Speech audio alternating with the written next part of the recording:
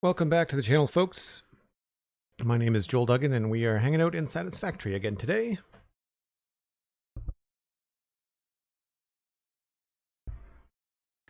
Save is taking longer and longer to load.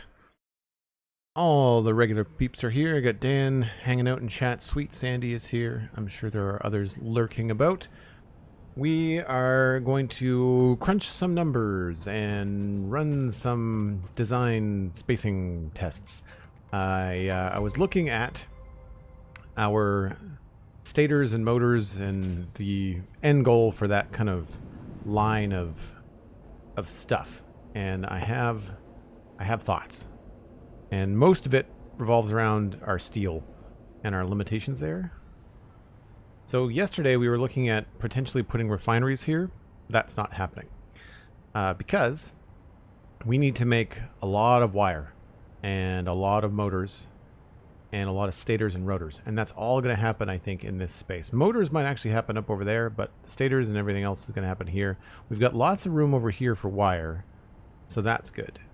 And the good news is it's going to free up some space on the main bus, because the copper that we are sending out downstairs, which you can sort of see way down here, right there, that's not going to be there anymore. We're going to keep that in here, and we're going to turn it into wire.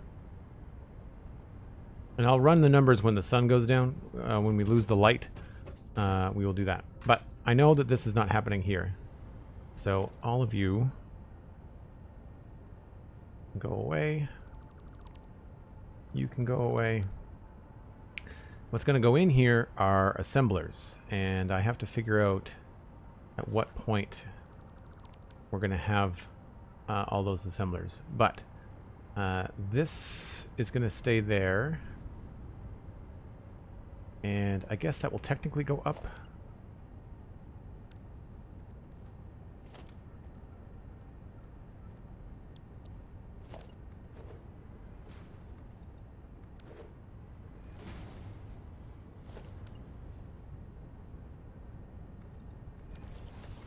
So I'm going to create some boxes, but then we'll make them look prettier later. But I do want to have this kind of space around the machines. I don't like it when our walls are too close.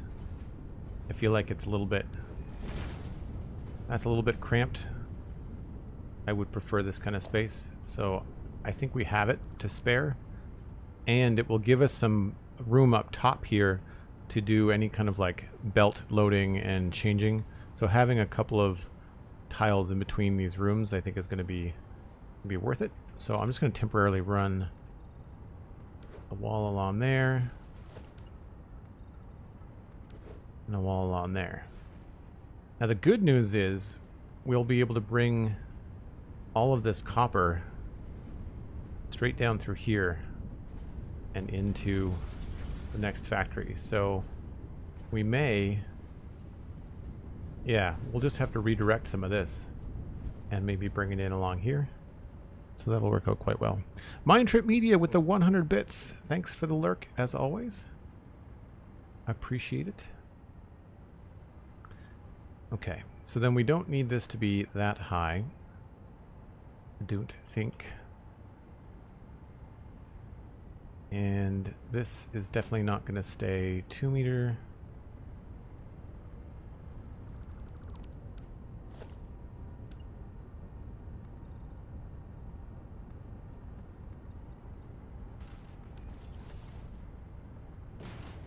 That should give us enough room to put assemblers down here.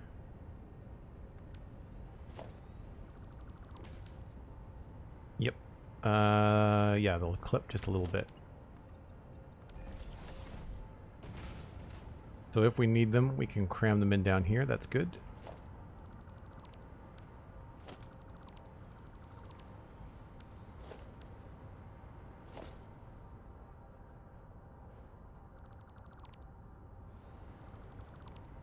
And I know it's more expensive to build with these metal and concrete plates, but they're just so easy to count. I guess we could be using the regular concrete.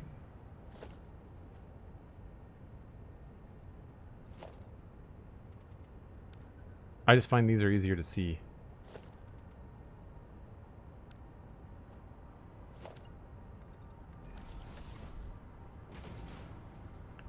So we'll probably have a spot here.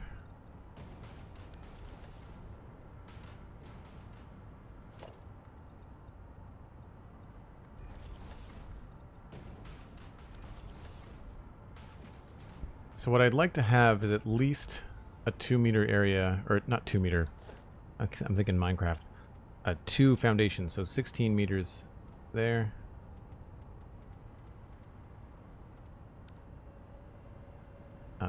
Because that allows us to have a nice platform like this. And then we can fit the machines in here.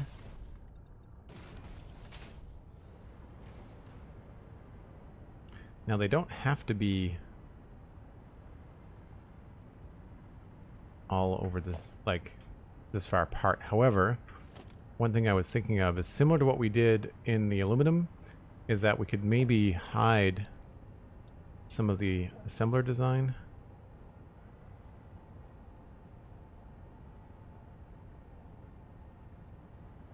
Like that.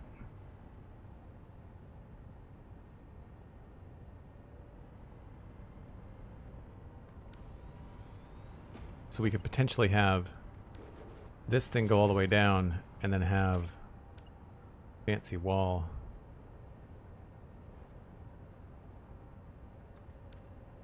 Go in there.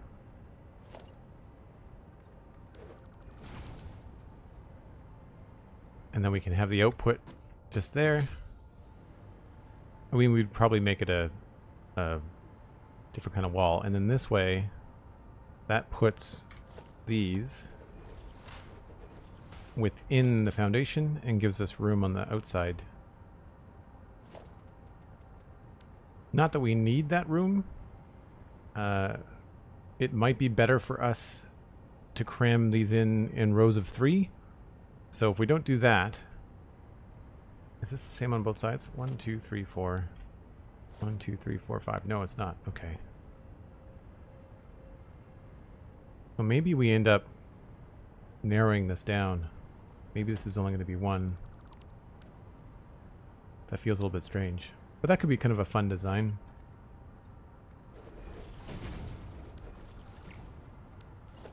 Maybe it goes to here. And then there's a little asymmetry. And then this is the center of the room. That could be cool too. Anyway, seeing as I lost the light very early on, what I'll do is I'll bring up the old spreadsheet and show you what I was thinking. And that is, if we look ahead down the line for what motors are used for, we're going to be using them for turbo motors, which I talked about last time, yesterday. But turbo motors are also used for thermal propulsion rockets. And that's really it. They're used for other building parts, but the only other manufactured thing is this. And this, as far as I can tell, is one of the most complicated things to make in the game. So we're aiming for 10 of these per minute, which is 10 turbo motors. And I'm going to make something like 15 turbo motors, because that is going to give us extra to do whatever we want with. And it works out very well in terms of the math. So if I look down here, I ran the numbers. Turbo motors, if we make 15 at 1.5, so 80%, it's just 10 manufacturers. It gives us 15. These are nice, easy numbers to deal with. And then that gives us 15 turbo motors. So it gives us 5 per minute extra coming out of here. So do that. 15.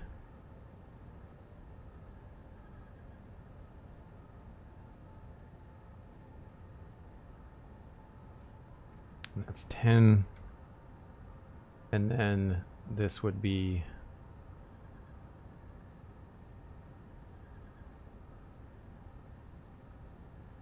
5.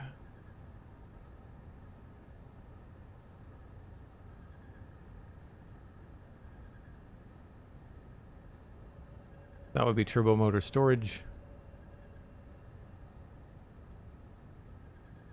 And this would just go along the line.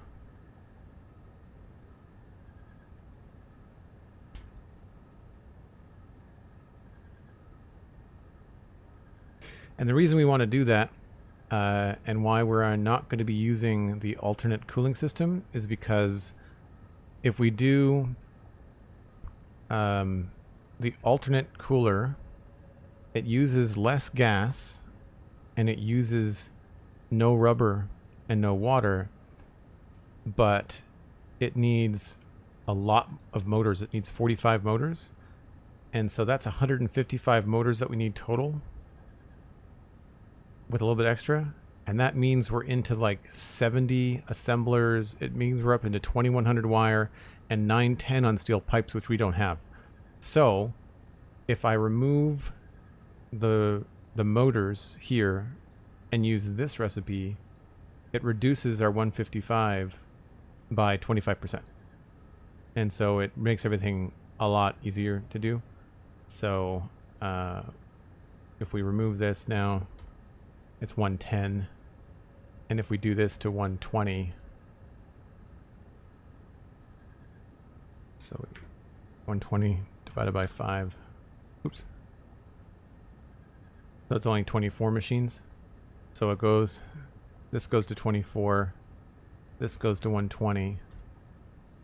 And then everything else here changes as well, right? 320 becomes 240, so it reduces everything by 25%, which is huge when it gets down to here, right? So that's what we're going to end up doing. And then we're going to roll backwards through this and work everything together. So all of this constructor stuff that you're seeing with the wire, we need wire for both stators and rotors. That is going to happen up in here. The spreadsheet helps so much when you need to like bounce numbers around and see what's going to happen. So we've got all of this room up here and we've got all of this room over here, right? This is even just temporary. That's just making stuff for a box. So we have all of this space to add in more of these constructors, and we have templates for it, so we can do some really cool stuff. We've also got more room to smelt more if we need to smelt more copper.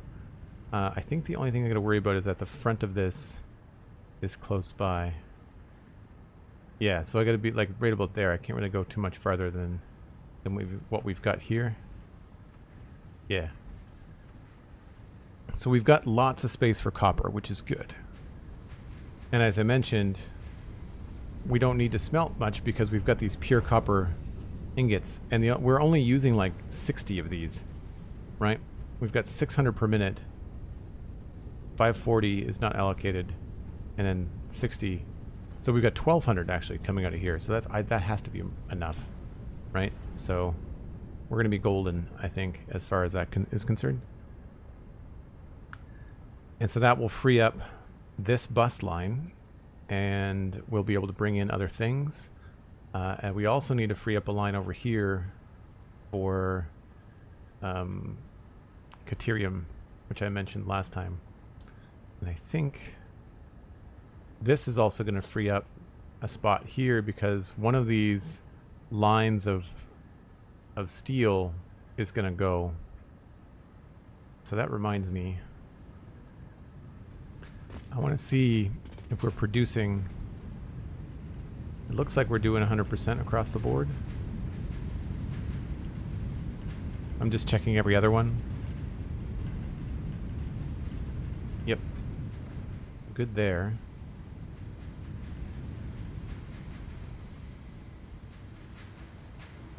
Any yellow lights up here?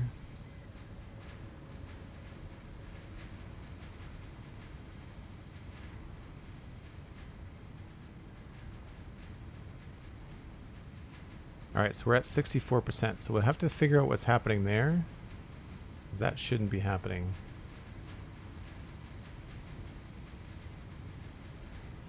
It's just these last two.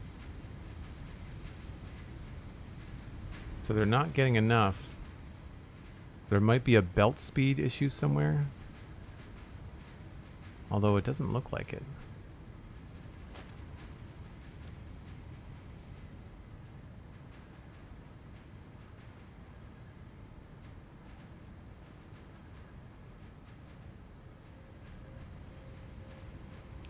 So we need to make sure that all these are working the way that we want.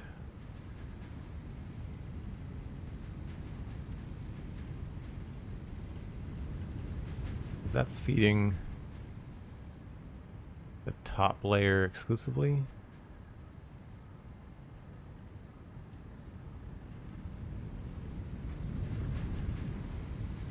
Oh, why are you at 97?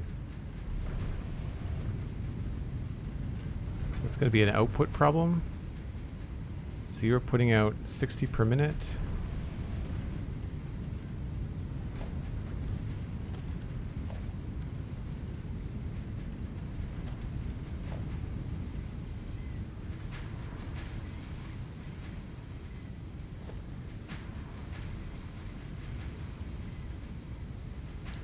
$60.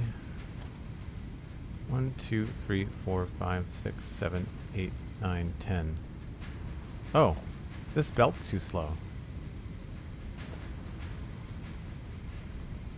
Right?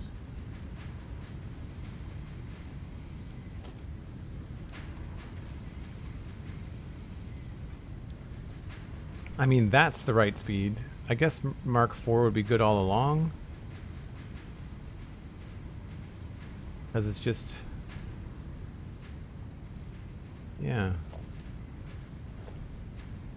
It probably has to be Mark V sooner. So that's 60, 120, 240, 360, 480. Yeah, that's what it is. Let's just make the whole thing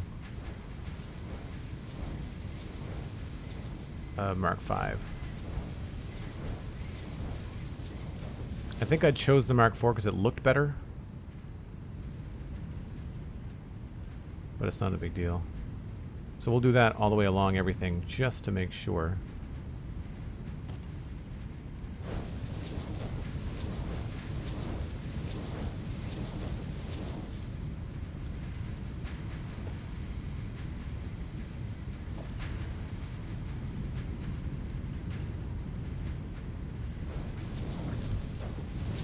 I may have built this before I had Mark V belts, you know? Or at least enough Mark V belts.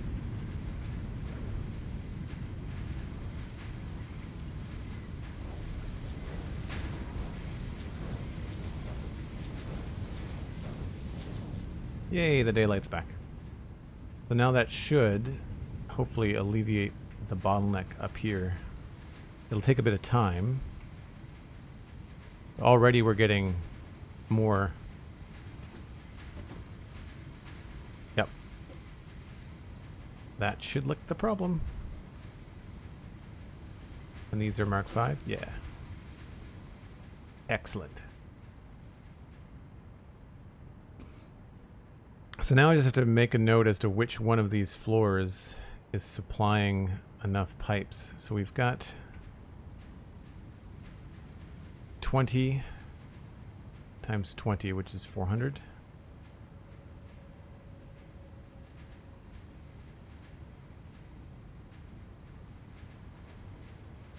I would say this is the one that's not getting fed into any other machines. So floor 2B.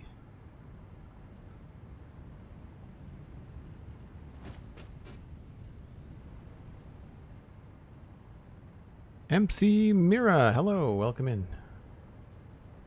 Where does that go?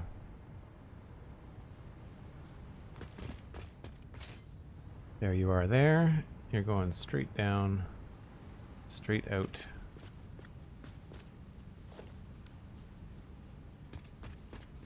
And then you're joining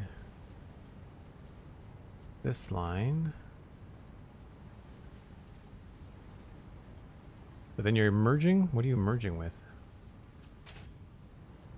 Oh, I can't put both of you on the same line. That doesn't work. It looks like it works.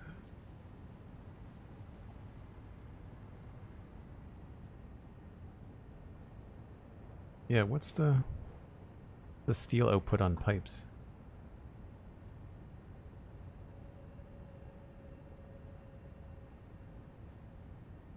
I've got 1,800. So I've got overflow somewhere.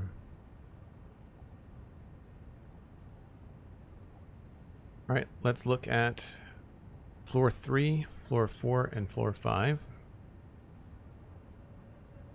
over here.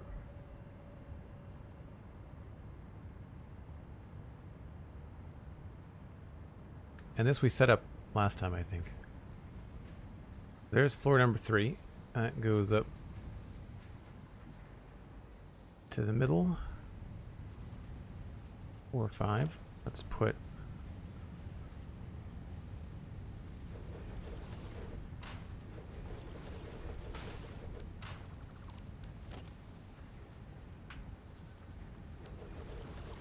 that there.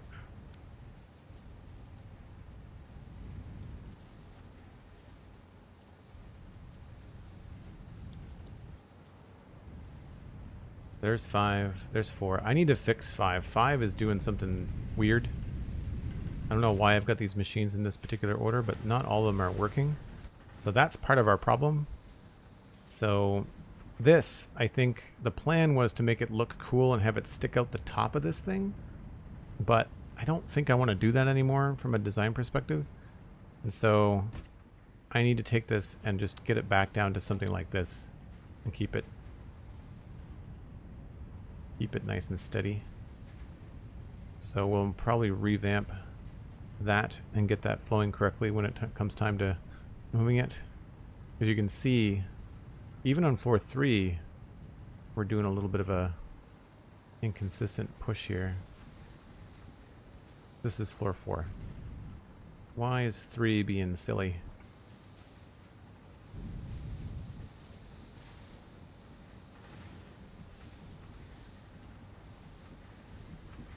They are all at 100.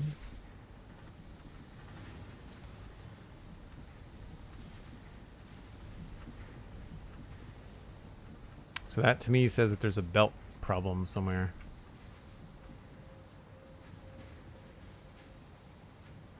So it's 30 times 20, which is 600. It's Mark 5. That's a Mark 5. That's a Mark 5. Mark 5. Mark 5. The why? Well, I guess a Mark 5 belt has 720, so or 780, 780. So it wouldn't be full. But it's so strange that it stutters like that.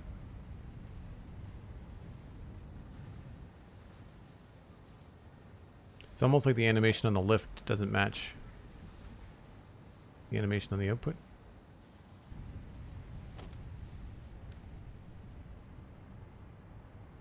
Because there's a space that you see every once in a while, but then it stutters back here, which is really weird.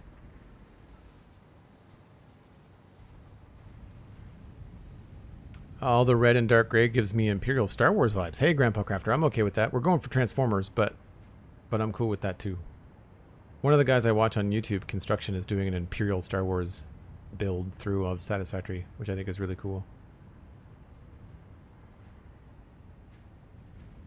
We're going up there for no good reason. Alright, I think now that that's all happening, this should be back up to top speed. Yeah, we're up to 53, 95.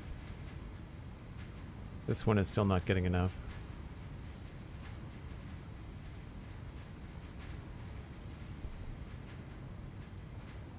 But essentially this has to fill up first.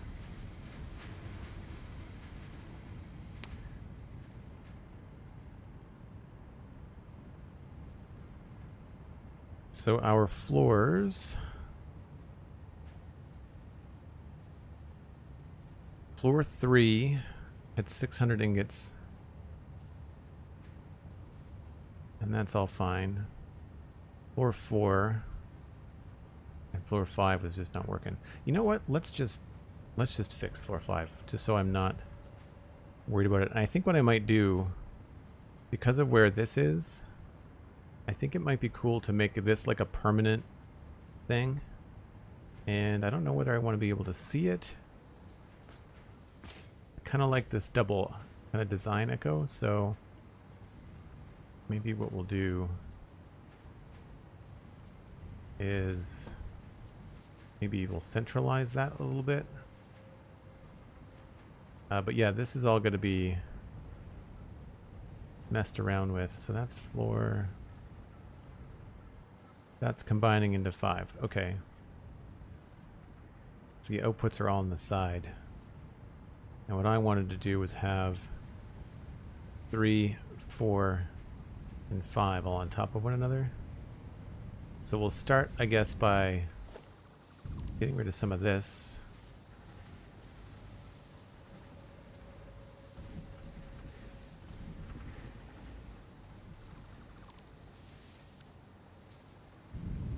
Building with the actual thing that we want.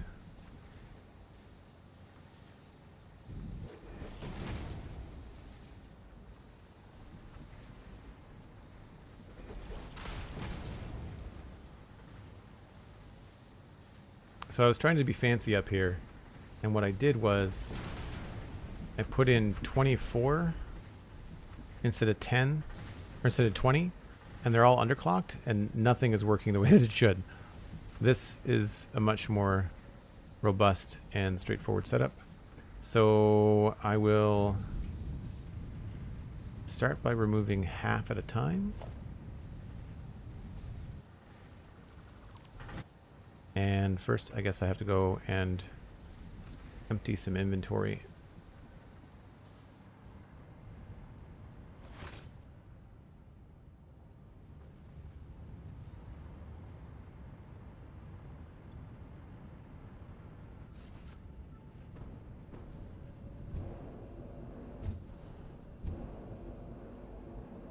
No, I don't have any blueprints, but that's fine. It'll be super fast.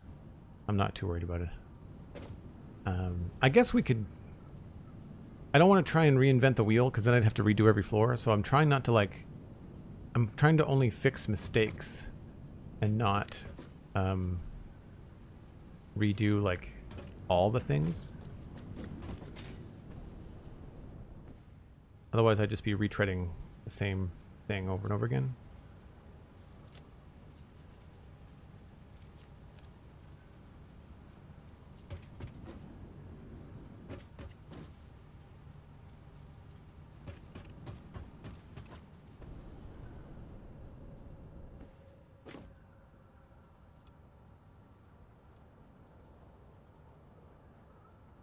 Probably don't need casings right now.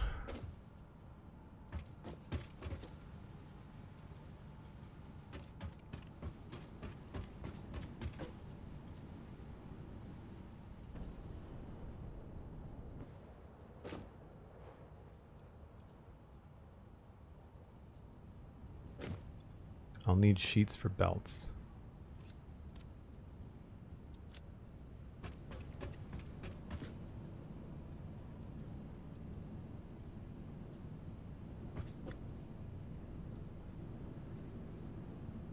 We're going to be able to build all the machines over again. That should be fine.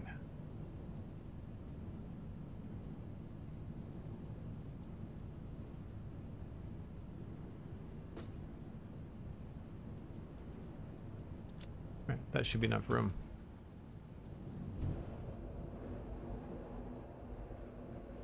What the inventory part feels like Minecraft? Yep.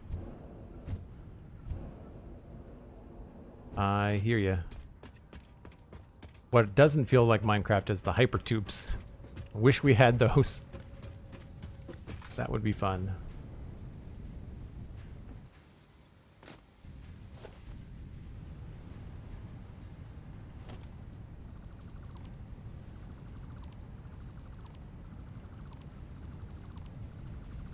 What I should do is cut off the belt so I don't have more of this stuff coming in.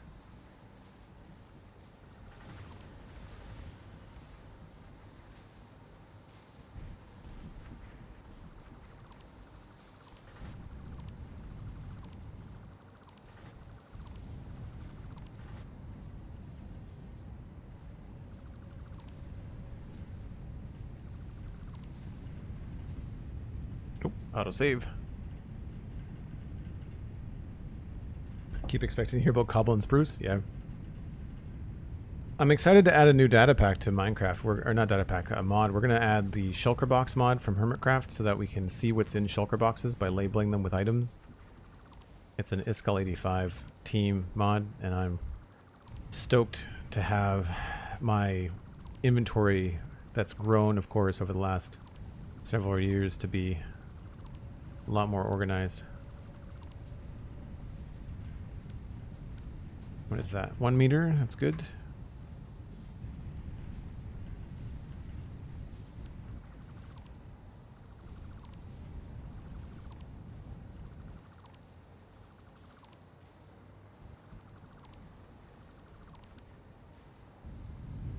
And what do we have down here?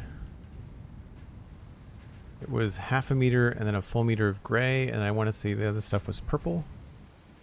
Yeah, it's subtle, but I think it looks cool in terms of how we handle things. So this is all going to be... Nope.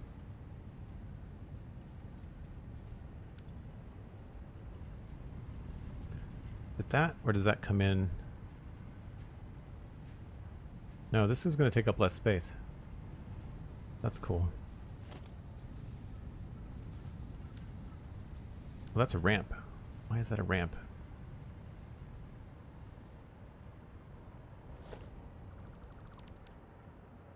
Oh, I see. Okay. I'll have to worry about that later.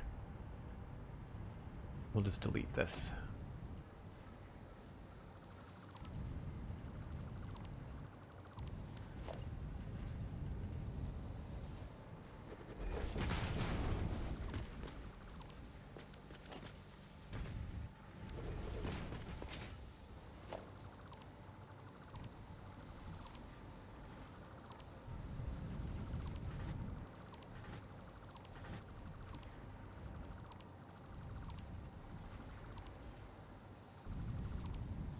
So here I was said in the tweet when I shared the stream that I was going to be working on copper, but here we are revamping iron.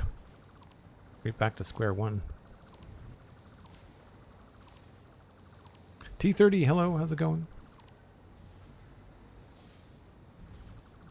I meant to mention this last time. There's been a lot of new people coming in with the Satisfactory streams, especially with the lovely raids we've been getting from people like Total Eclipse. If at any point I am like I don't catch your message in chat, by all means there's channel credits and you can use that to highlight a question. I find that with Satisfactory, unlike Minecraft, I get really sucked into it and sometimes I miss chat messages. And my chat window is not ginormous, so sometimes I just miss them because they scroll past. So if at any point I've missed a message, then just feel free to either shoot me an @reply in chat or use your channel points to highlight a message, because the channel points are really not good for anything else, so you might as well use them on highlighted messages and stuff like that.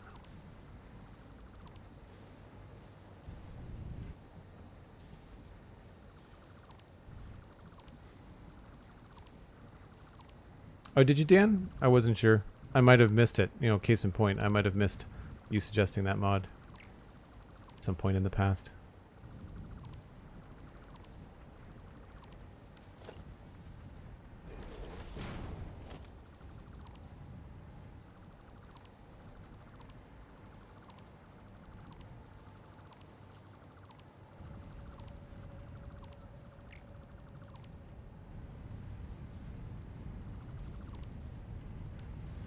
Alright, so what I want to do is try to get this lined up exactly with its friends.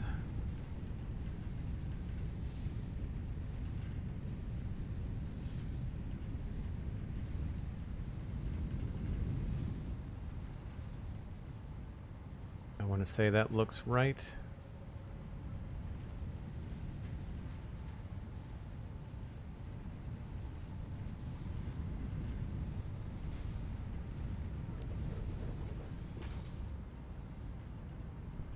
These are, I think, right up against each other.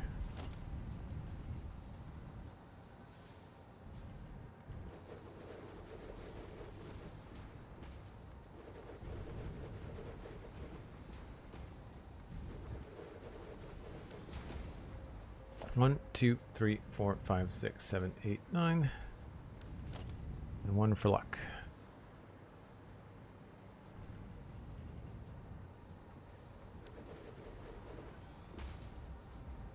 And I guess I should have changed them to a different color.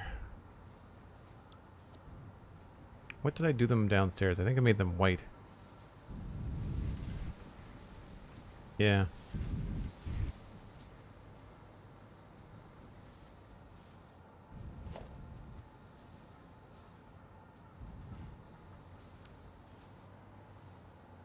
I think I like the gray better.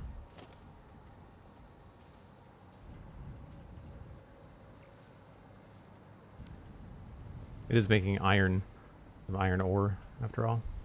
Now, I think for these, all I did was make a floor, put in the mergers, and then remove the floor, if I was to guess. So, pretty easy to do.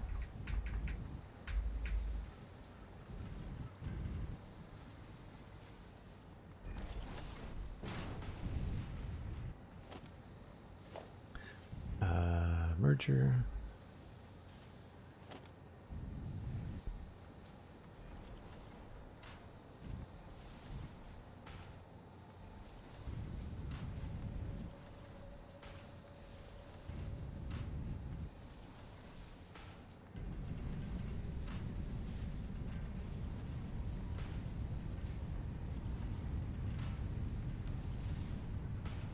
And these are outputting ingots, and that's 30.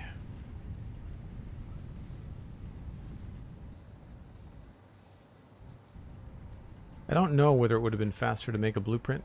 Sometimes I wonder.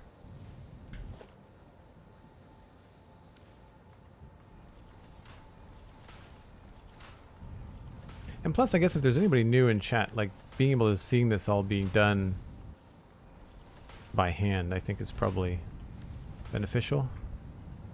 And this needs Mark 5.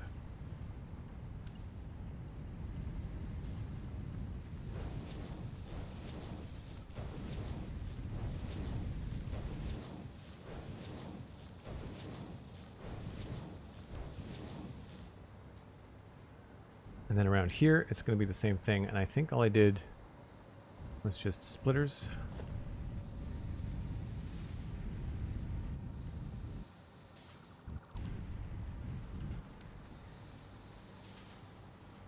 Oh, it's fancy load balanced, is it? Alright, we can maybe do that. Is it on the same on all floors?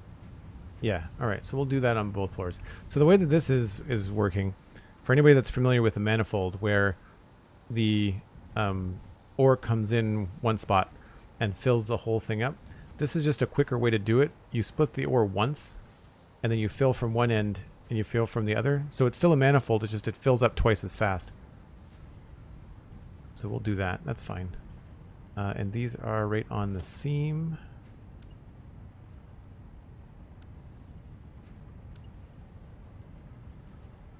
Splitter has to go out in that direction. Yep.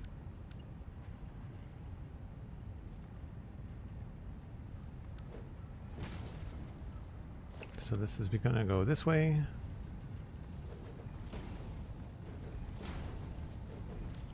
One, two, three, four, 5. Well, we don't need one there. And I don't remember what's coming in, so we'll have to wait for the belts.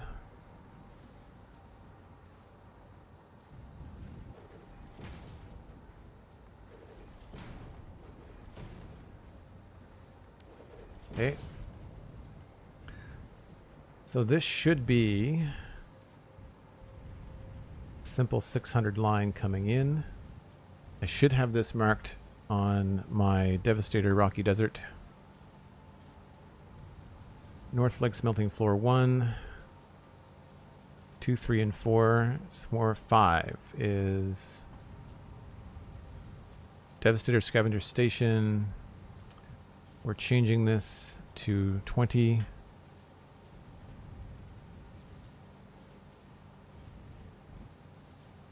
600 per minute. And 2 Mark IV belts, 600 per minute. That is incorrect. We're going to have to double check to see what's going on there.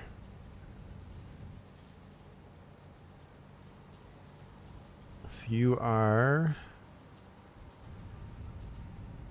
that guy. So in the meantime, we can at least hook this up. Probably 300 and 300. So what needs to happen here is another splitter somewhere. So I split it here. And then we just have some of it go this way.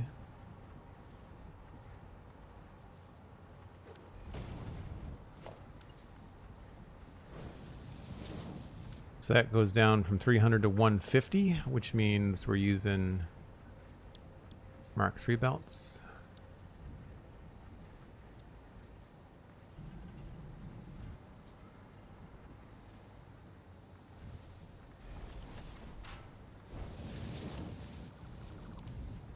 So I'll just use Mark III down the whole way.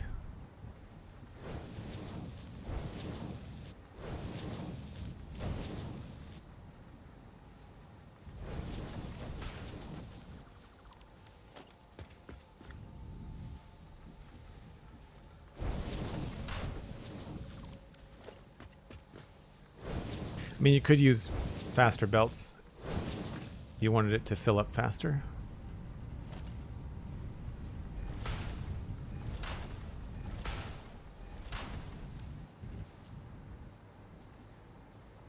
I guess this doesn't have to be Mark III.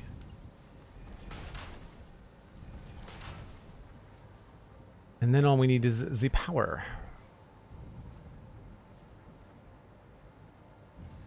And these, I think, because we've got new snapping available, I think we're going to try to do some underfloor power.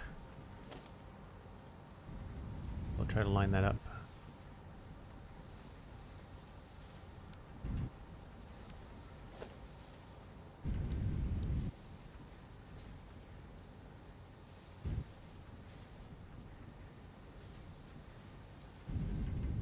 Planning the blueprint thingy takes time too. Yeah, it would, if I was doing a lot of these, like if I had to lay out like several dozen, I would totally make a blueprint. It would be worth it, right?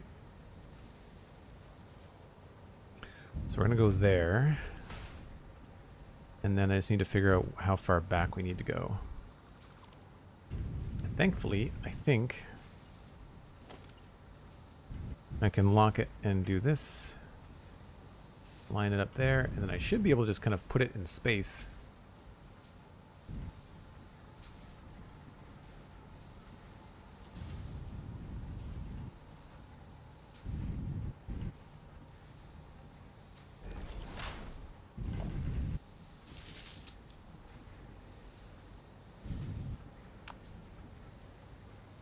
Guess.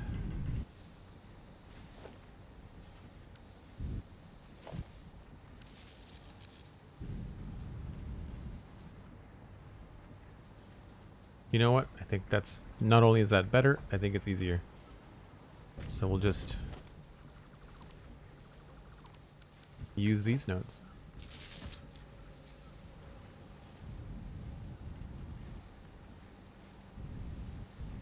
Well, that's got 4. Why do you have 4?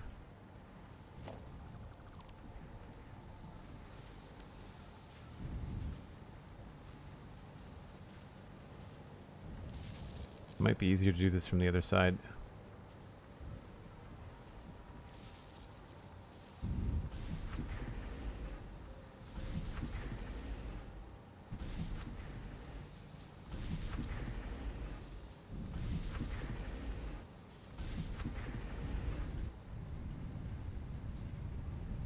They're all working, and these don't have belts.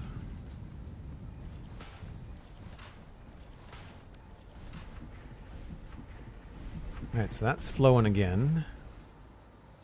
Now we just have to make sure that this gets hooked up to the right belt.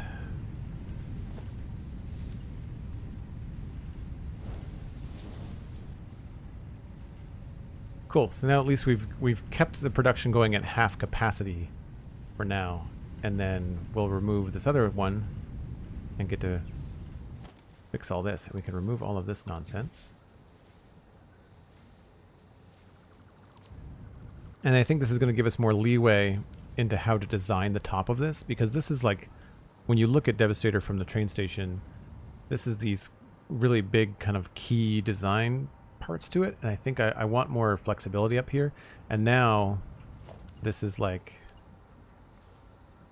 something we can cover over if we want, or we can go up higher. Maybe we can make a skylight. I don't know. We've got lots of leeway here, I think.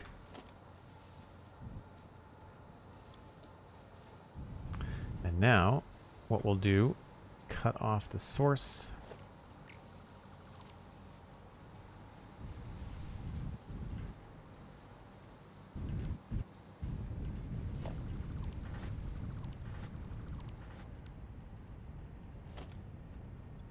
So many inventory buttons to remember. I'm always pressing the wrong one.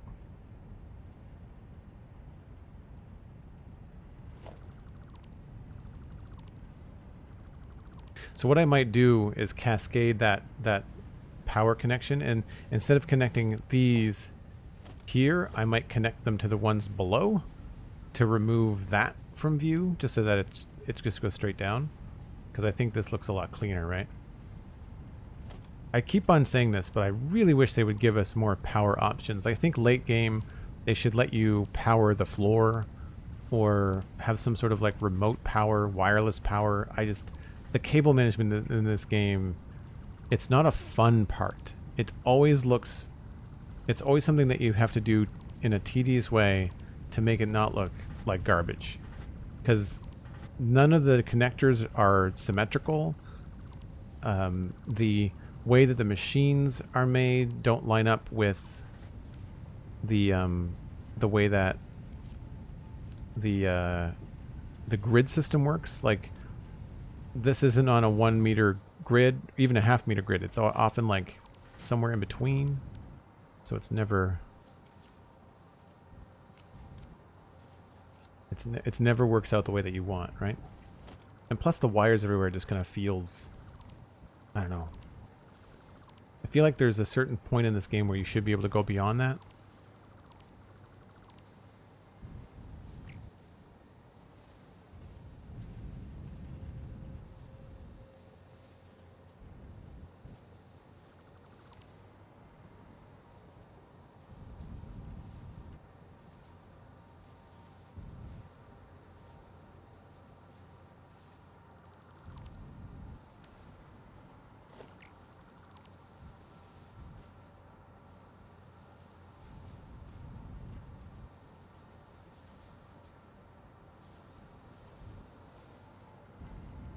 I've also gone beyond trying to do all the math and get all the belts exactly the way that you want them. It's so much faster at the end of the game to just use your faster belts. They look nicer too.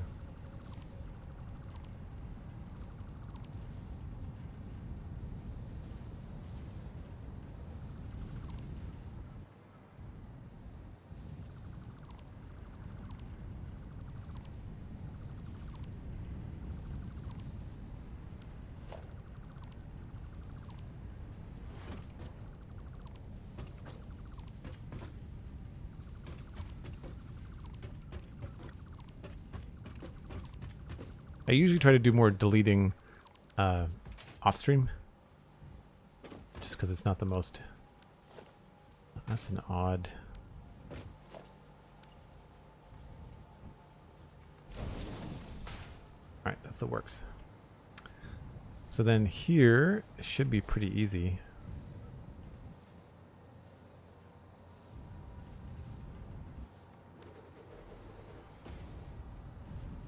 That's lined up.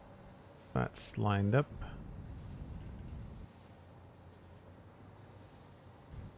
Probably better to change these now.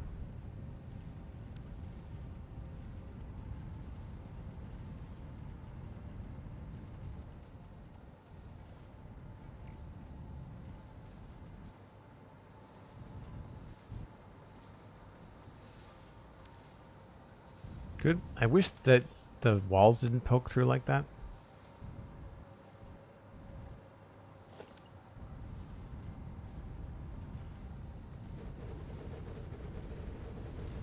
Something that helps when you don't want to make a blueprint is holding control and snapping the machines. I do find that that makes a big difference.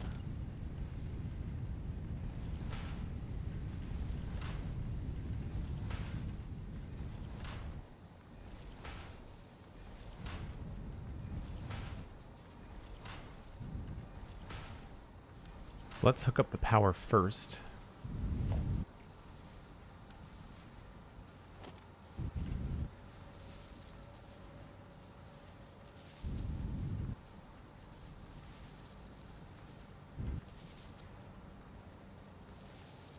Something else you can do to save yourself a lot of time is make like a blueprint with certain machines with certain recipes already loaded in.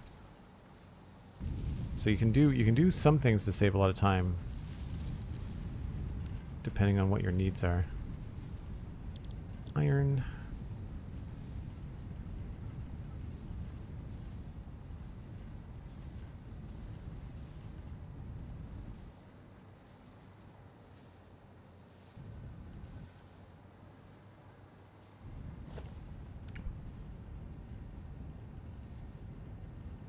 Now, do I have enough room? Yes.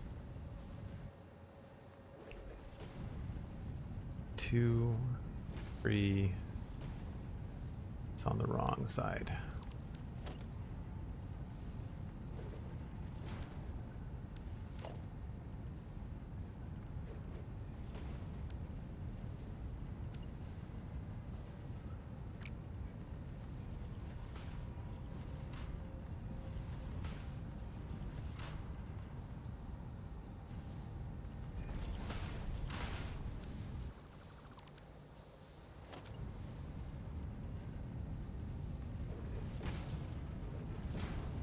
Oops. Power pack is fun, but they definitely glide around a bit.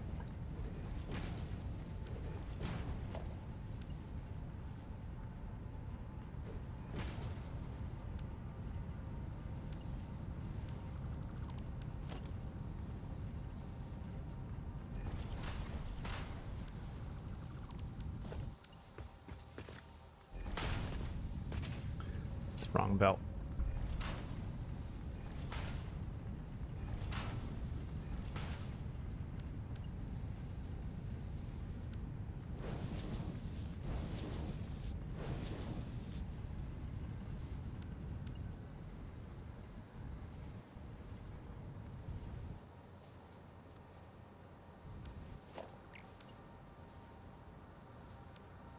That's weird.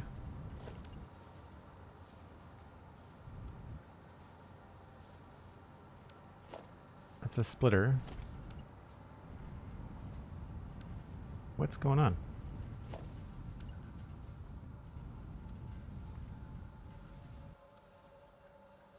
What? Why?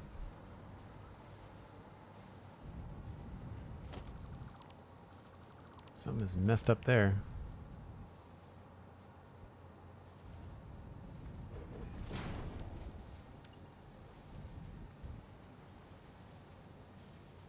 Oh. This is the wrong splitter. That's the wrong splitter. This is the one that I need to do that too. How do I want to do this? So I could just bring the belt straight in there. Why is this? Yeah, the fact that there's nothing on that is weird. So it should just be one 600 line, which I think is what that is. So what I should do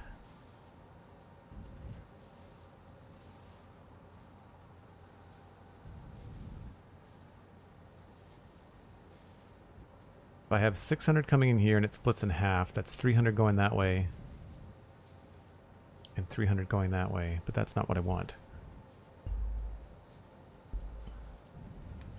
And I don't want to split it 3 ways, because if I split it 3 ways, then it'll be 200, 200, 200, which is not right.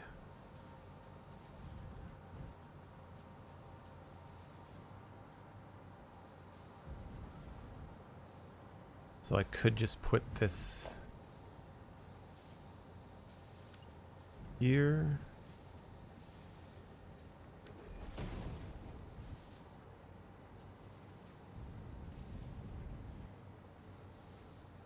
And then I could just run it down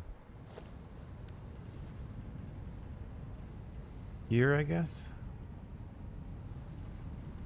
That would remove the vertical portion of it.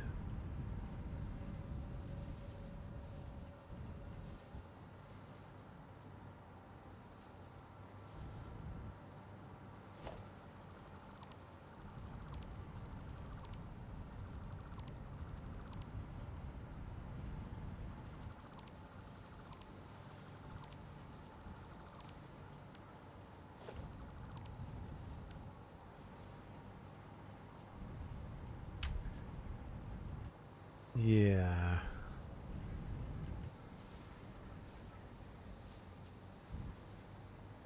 I guess I could have it come around the back. Could have it come around the back. So this could go all the way around. I could put a splitter here. Just end this. Put a splitter here.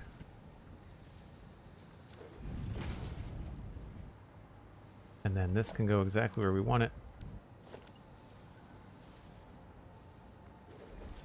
And then all of this ends up being symmetrical.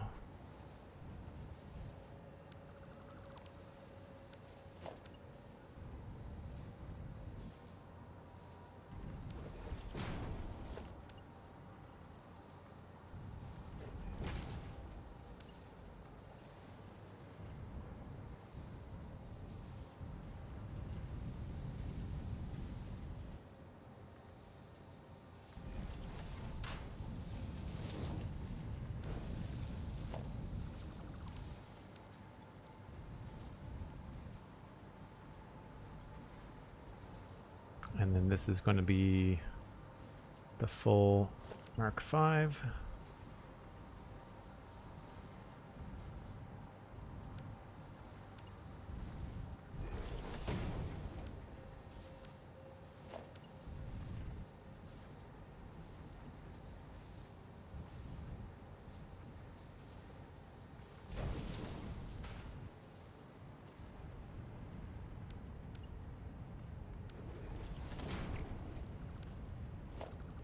I'll probably tidy this up once I double check that this line is working the way that I want.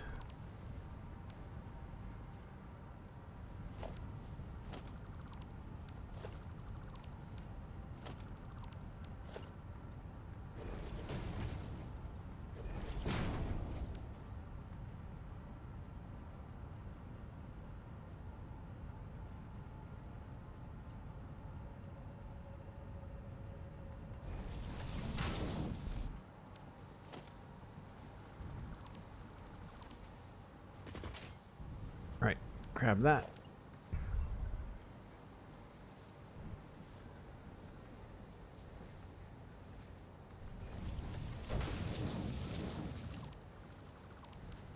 So 600 going down to 300 and 300. So we'll use Mark IVs.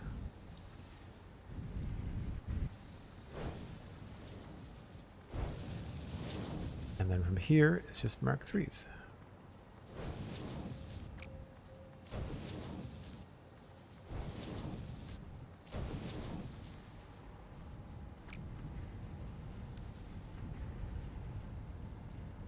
That should be all hooked up.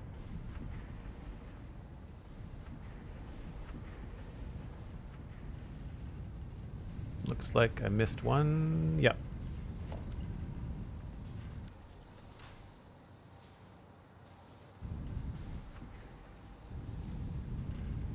And that output is now just going into this one spot.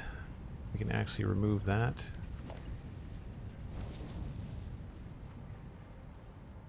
And I might make these go in a nice tidy order. I think I'm going to move it all down to this level anyway.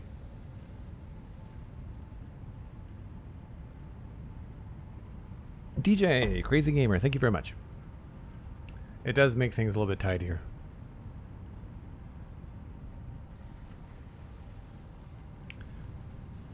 Okay. So all the machines are painted. How did I do? Right. So I guess we did purple.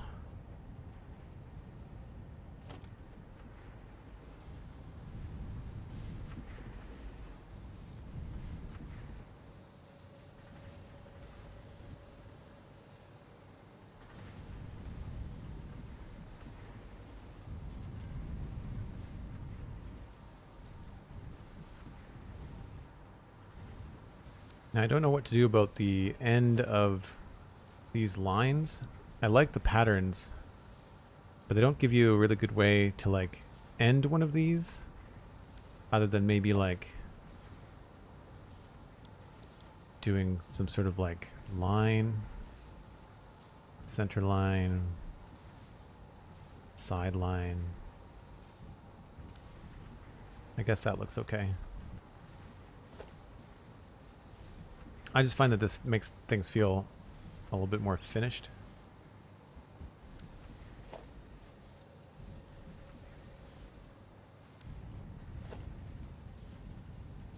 And then I can change these depending on where stairs might come up.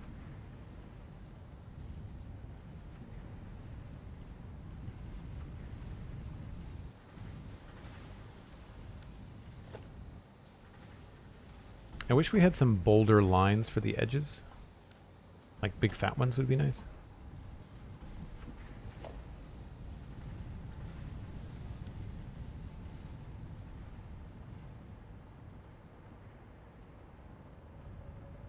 Yep. And then I can return to this when we figure out how the roof is going to be designed. We can return and maybe add lights or do whatever it is that we need. So that's good. I'm going to remove this just to kind of make sure that I know I'm going to be moving this at some point. And we can change this.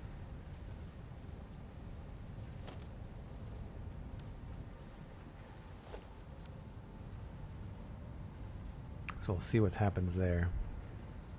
And then here we've got power to adjust.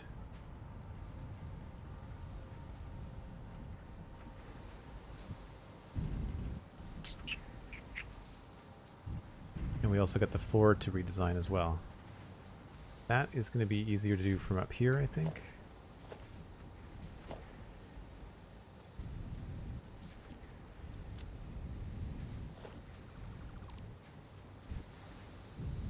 Maybe not. Maybe we'll do it down here. Use the old filter. Oh, are those going to go through the floor? No. So if you select something with your delete filter and hit G, it adds it to the filter, and then that way you're not going to delete anything else by mistake. It's great.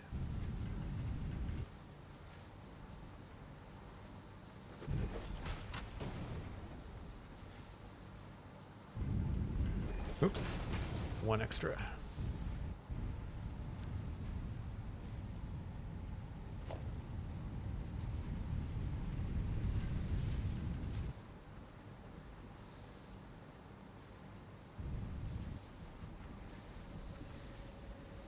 Guess we can go around this way too.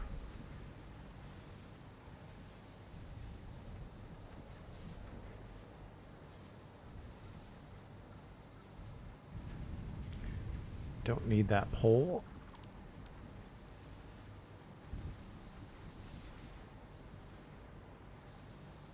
Good. Now these are all still green. We can do that too.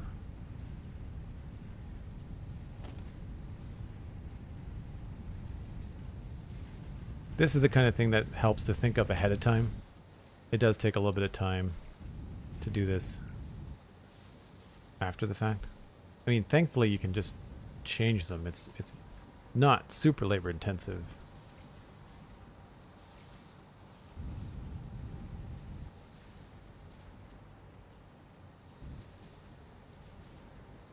I think that's everything on this side. Missed that.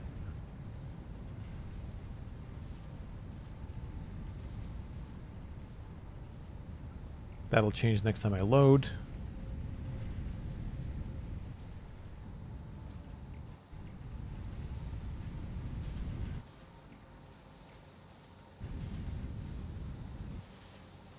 I wish there was a happy medium. I wish you could control the brightness of your headlamp. Sometimes I find it a little bit glary. Shadows are getting low. Is it getting close to nighttime? Almost. I'll take my first break when the sun goes down. Thanks, Cindy.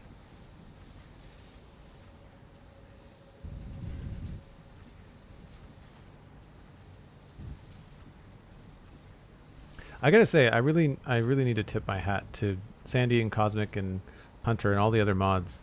I really appreciate like the break reminders and all that stuff. It makes streaming so much more pleasant when you don't feel like you're taxed, you know? And I do like, even though there are mods I can get for Satisfactory that would remove the day-night cycle, I do really feel like that 50-minute night cycle here is an excellent in-game reminder too, to be like, hey, there's actually an in-game break reminder that you can turn on. I think I have it set to something like 3 hours or whatever. But Sandy, thanks very much for the 100 bits. That's amazing.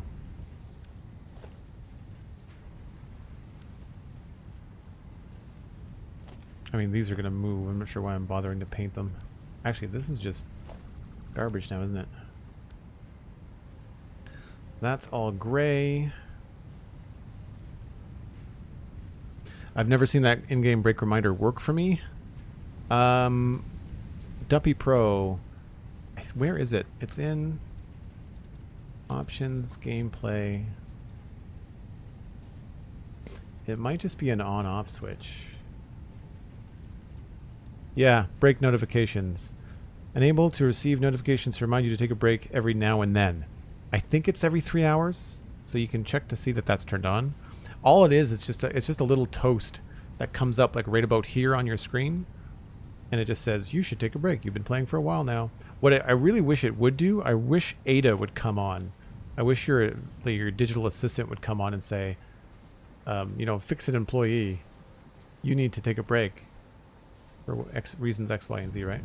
Although I'm seeing that we're losing the light. So speaking of breaks, let's go grab that one.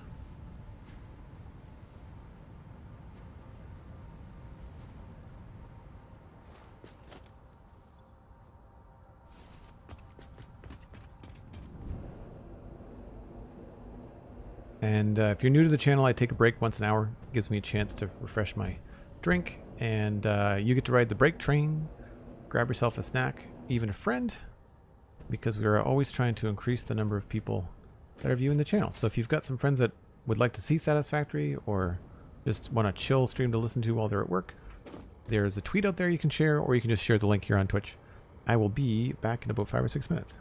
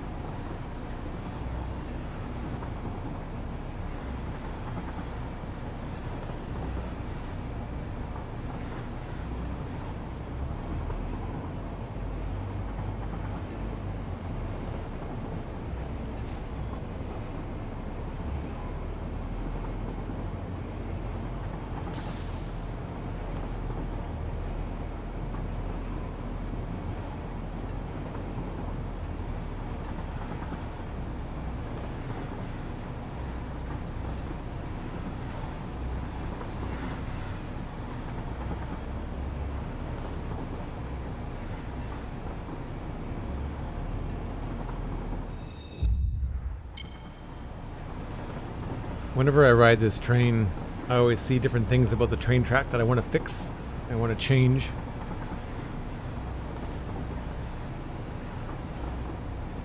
I do like the Energon like levitation idea. I think it cuts down on a lot of design work. But it also means that we can't also use the train tracks for material transportation either. That's tricky. I was watching construction and they were doing lots of belts underneath their custom train line. I feel like if I ever play Satisfactory again, like from scratch, I would probably approach it very differently. I think it would be fun to do satellite factories instead of giant factories. I think that would be cool. I know the ad blocks can be a little bit big, T30, but it's one of the ways that I support the channel. And I figured if I'm going to be on a break, you know, it encourages people to get up and have a break themselves.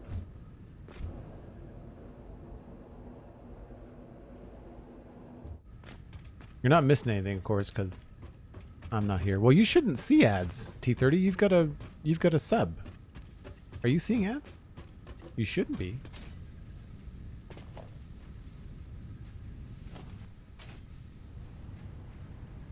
Alright, so we were going to change the power on these, which means briefly I'll check this one, and this should do what I want it to.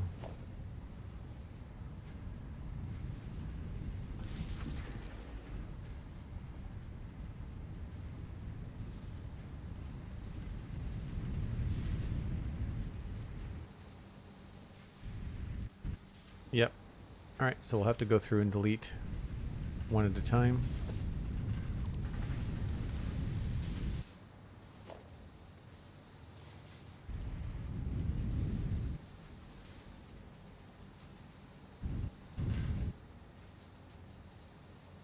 Oh, is it not going to let me do it? I don't want to connect it to the light. That's annoying.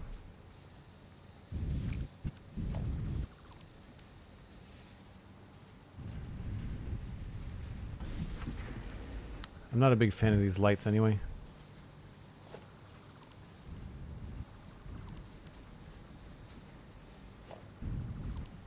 So we will redo the lighting.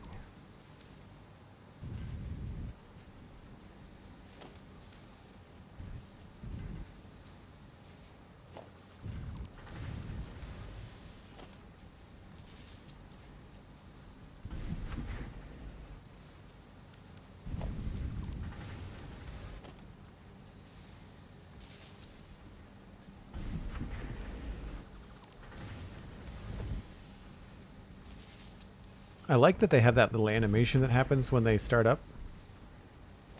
I kind of wish it was more dramatic.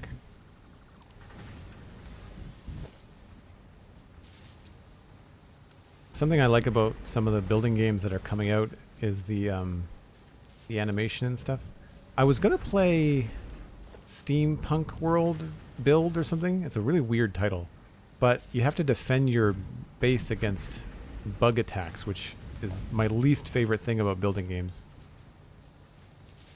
It just ends up being tower defense, which I hate.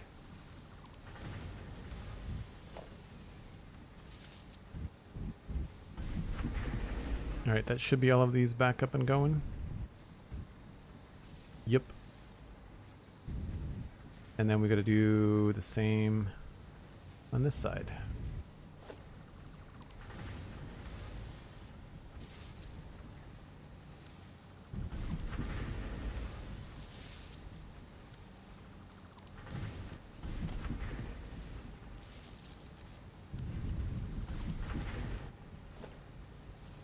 That worked out rather well, actually, just the fact that these were already lined up, just pointing at the wrong direction.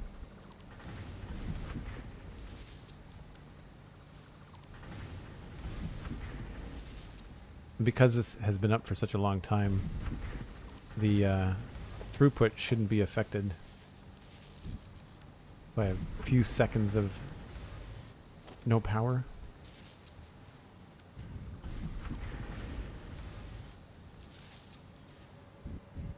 Alright, so that should be almost all done. We need to do the purple on the outside.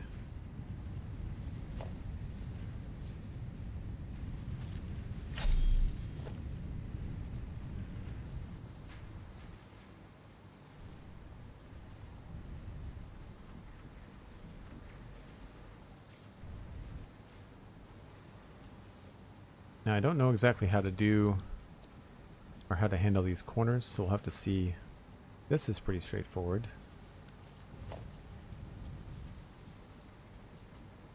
I don't really have a plan for the window to my left just yet. Now here we can add like a T section. Right?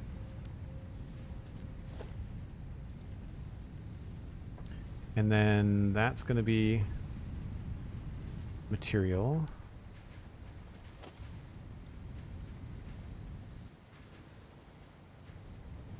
I wish we could teardrop those, or eyedrop those, but we can't.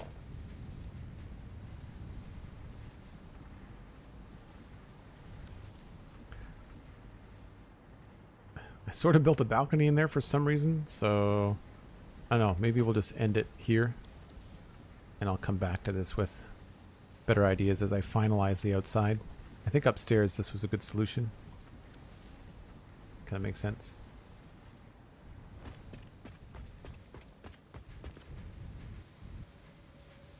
No, you're not. I was saying ads in general are fine because they support creators. Oh, I see. Yes, yes, yes.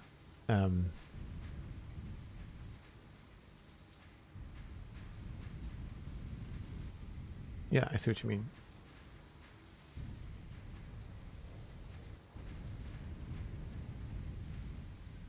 I find Joel's channel from a Minecraft stream, and GrandpaCrafter gave me a gift sub. Oh, that's very cool. Oh, thanks, T30. I'm glad that you're liking it. Are you enjoying the community? Enjoying the, That's kind of annoying. The Discord community? I guess I could just continue this up, couldn't I?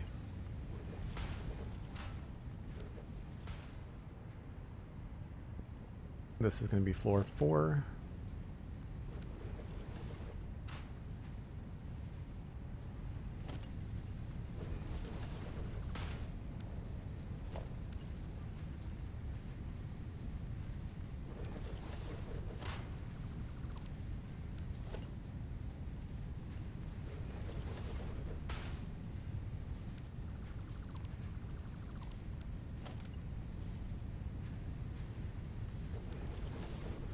I hate that they come out sideways. There we go. That.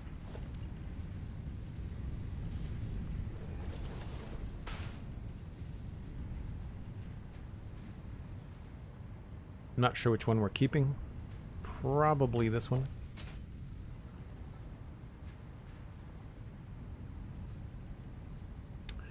Okay. That's that one basically done. Get them all up to the same sort of level. Now this one, I unfortunately I painted this the wrong color, so we'll have to come through and change it. Oh, some of them are done.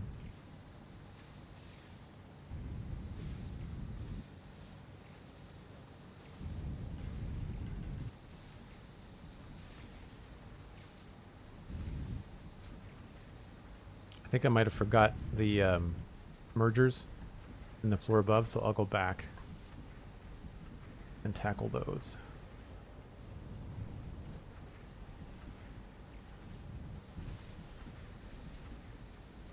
Looks like I didn't finish this side.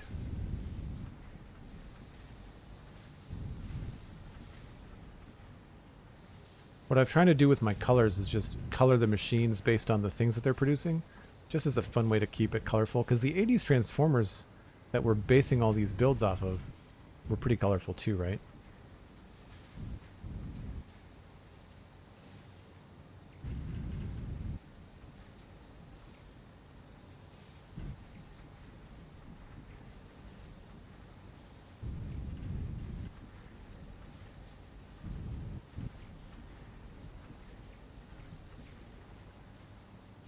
And did I do these? Looks like I did those. And I did those.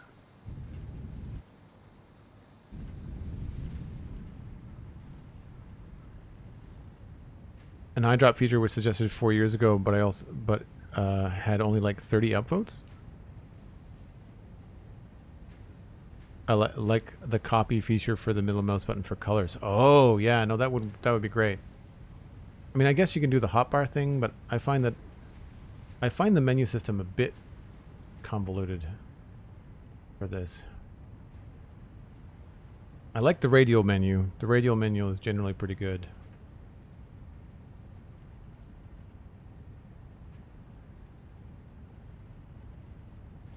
So like if you wanted, but then like that only gives you the 4 major swatches. I think 5. Yeah, so there's my other 16.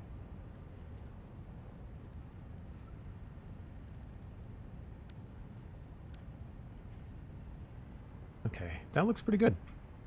That looks pretty good.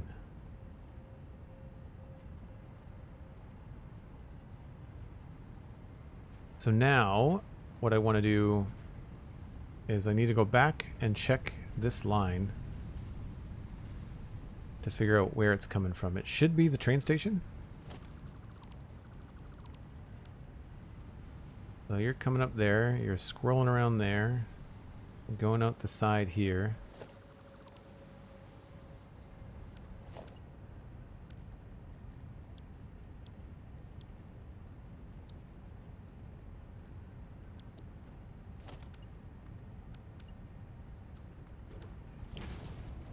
That's where it was, right?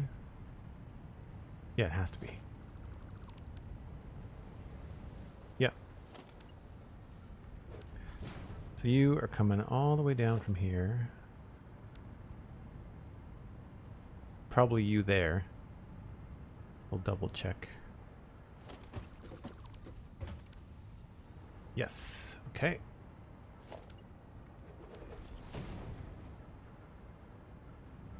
So this should be coming in from the train. We're at the second up from the bottom on the left. That's you there.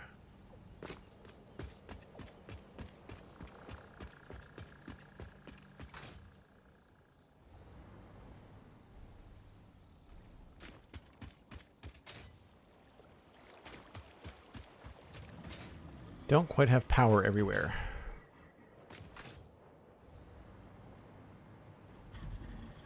So second up from the bottom. Say that's right. And you're over here. Weirdly. That one. So you're that one. Iron. This should all be coming in from the train.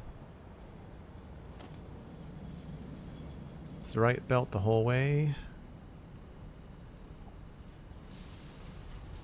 Scavenger 600 per minute.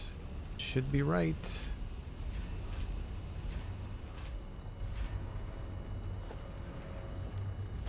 These should be Mark 5s.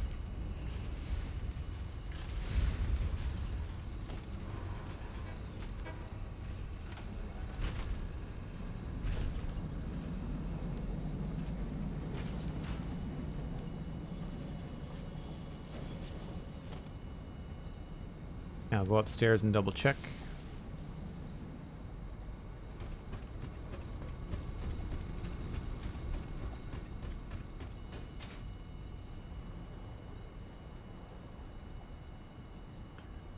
Now we're getting close enough to 600 a minute. I call that a win.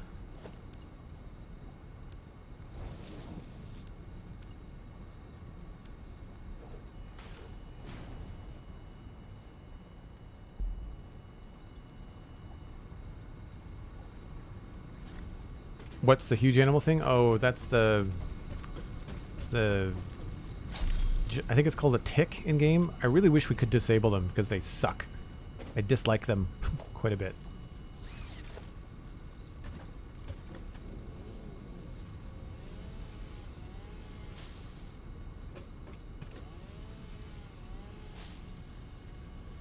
Also being able to put multiple patterns in one foundation. Yeah, that would be cool too.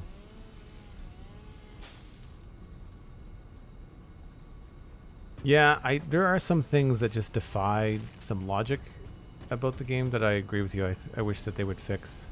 Some of them, I would imagine what it probably is, it's probably just a low priority, right? Like, it's just, there are other things that need to be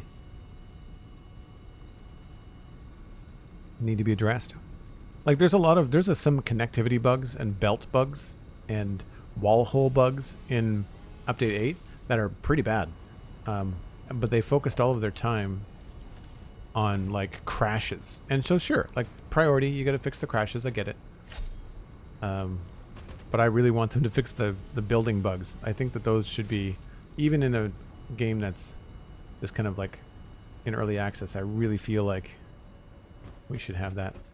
Alright, so this is coming in through here. Let's make sure that this is our updated color. Not that it really matters.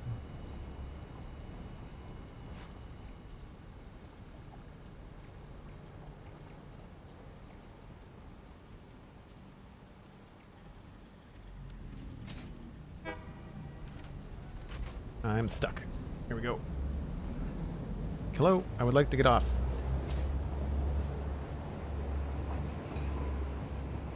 So it's the middle one.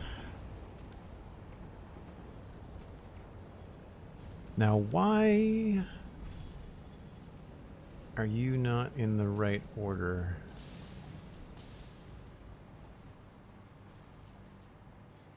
I guess just because Past Joel is a little bit lazy. This will all get changed and sorted when we finalize this. I want to keep it flexible as I need to move things around.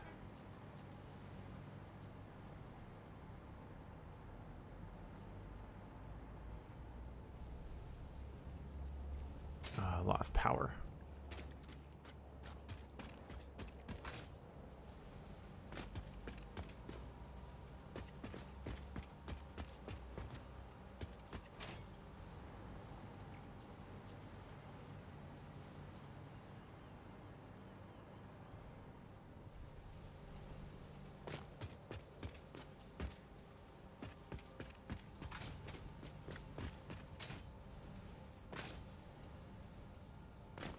I do find that they kind of throw stuff up at your face a lot.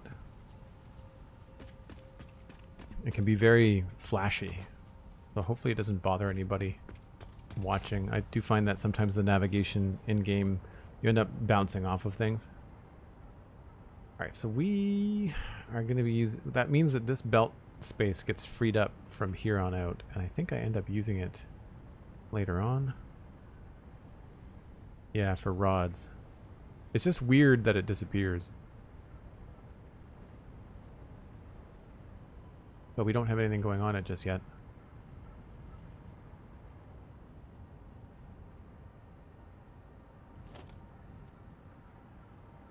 Alright, so that's all correct. That's 600 ingots going in, so that should mean that all of this should be flowing well.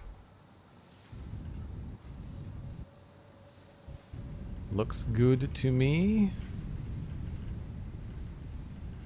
It's stuttering a bit, which is weird.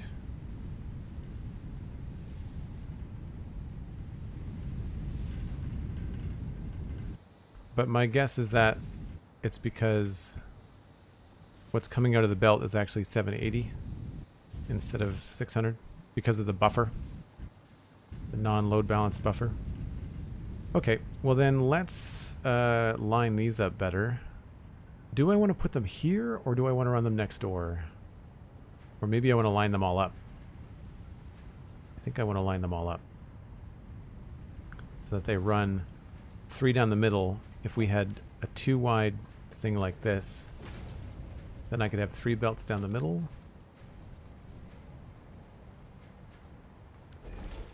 And then we have room to walk on either side. And what we could do is something fun and fancy. Unless I wanted to do it all up here. No, because then we potentially run out of space. So loot here. And what we could do is I could either raise the side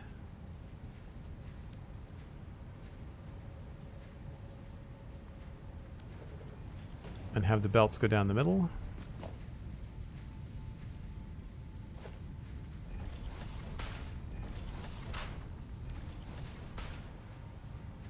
Oh, that might not work.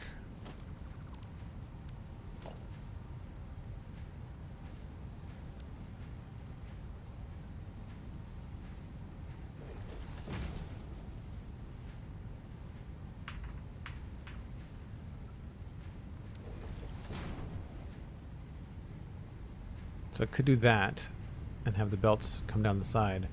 Or we could actually just have the middle section be raised up.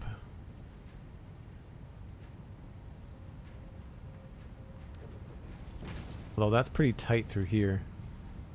So what I was thinking is that we could use the belts and just have it have a nice clean look. Like that, although that's going to be tricky. Maybe we just use a wall or something.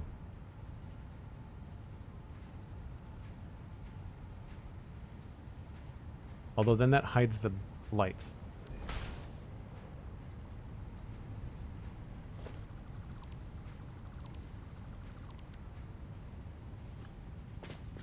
Yeah, I guess we keep the lights. I was just thinking of a way it would be nice to kind of encase them in something if we could. Maybe we could try doing a small wall. Not quite as far out.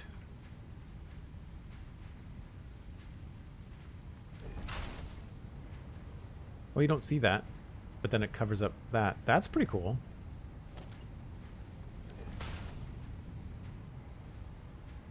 I think that works. And this is enough space. And we would probably push this back to the other side of the walkway. And probably have them come up from underneath. Yeah, okay. I think I got an idea. So we'll do floor holes there.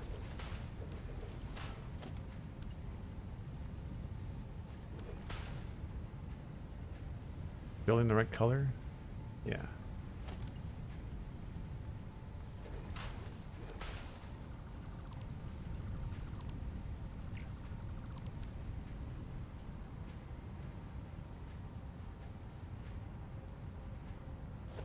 Yeah, I like the idea of the lights and the visible belt not being a thing. So we'll try another go with these. How far is this? 1, 2, 3, 4, 5, 6, 7, 8. So 1, 2, 3, 4.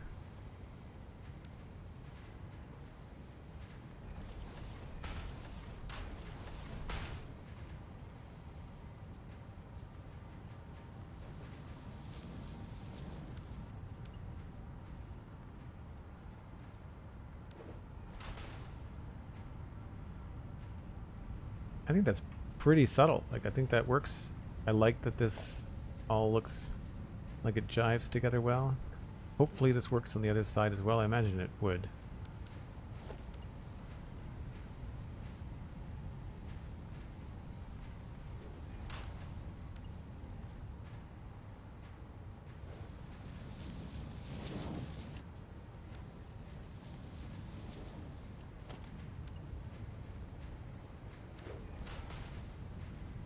Alright, so before I get carried away, let's double check that we can make this all work underneath and look pretty good. So that we should be able to do.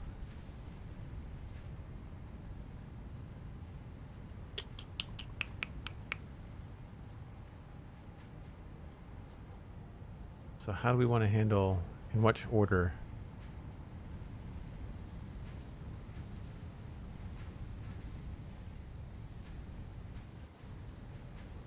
So this is no longer being used. I feel like we could probably just put this one straight in to the middle.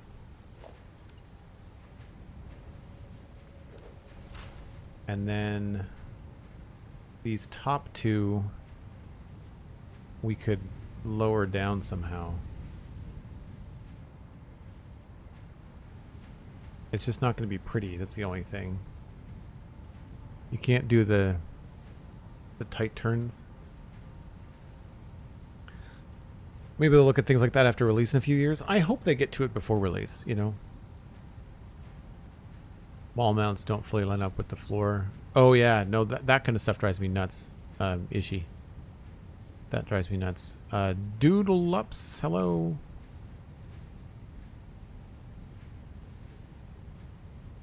Doodle-dups? I think that's how you say your name. Thanks for coming in. Alright, so we'll do... I should, instead of doing that straight though, I feel like it would be nice to have 3, 4, 5, you know, in that order, rather than having 3 being in the middle. Although 3 is in the middle now, and that wouldn't mess up my signage.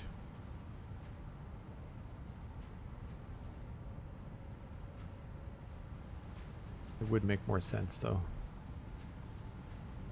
because we could just put that straight down. And then 5, we could angle this to be here.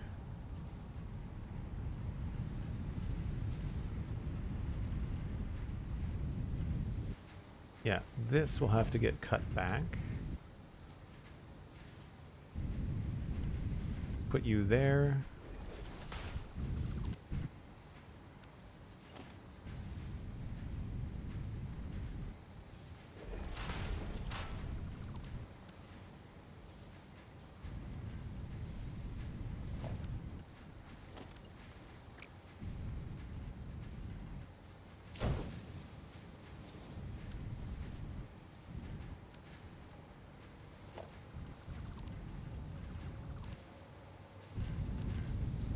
So that's going to be in the way, isn't it?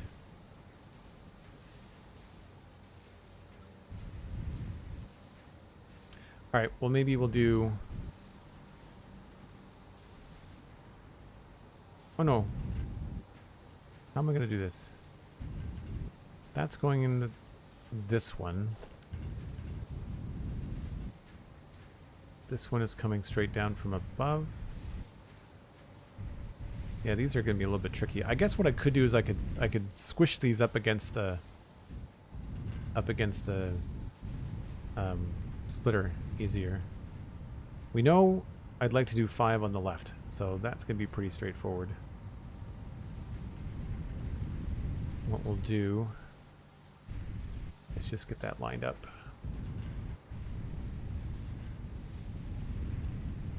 I don't have anything to put the splitter on, or the lift on. So I guess I have to come down here.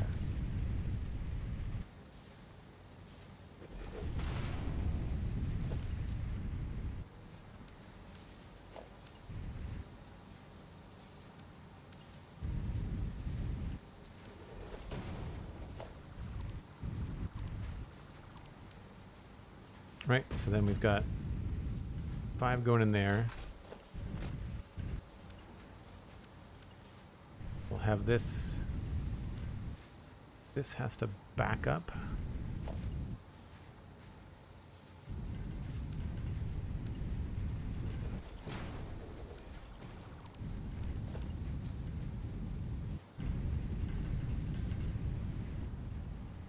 Man, this is tough.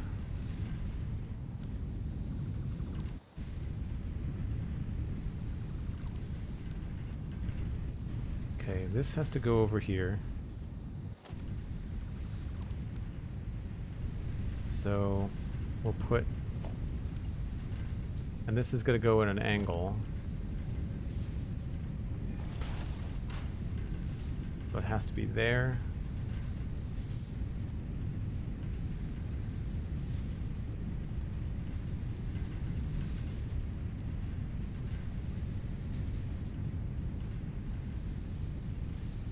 don't think that would fit.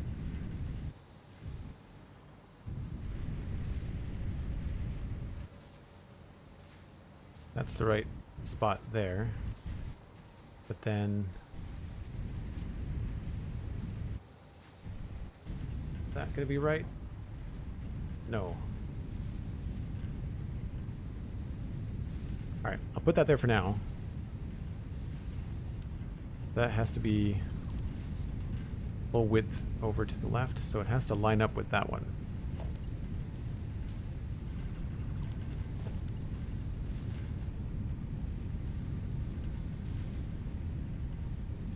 That doesn't work either.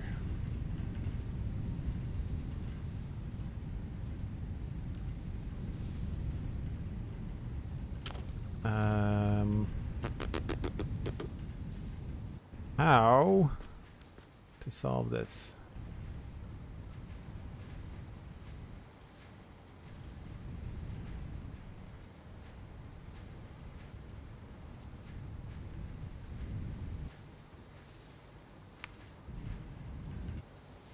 Could have it come down on the side here.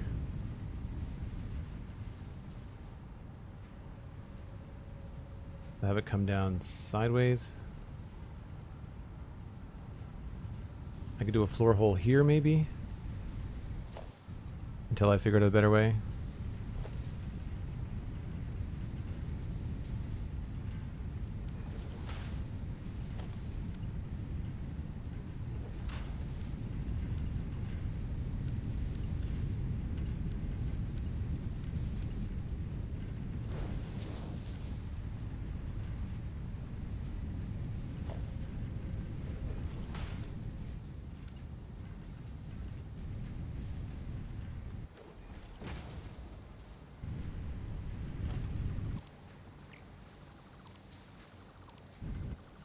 Hopefully this will connect.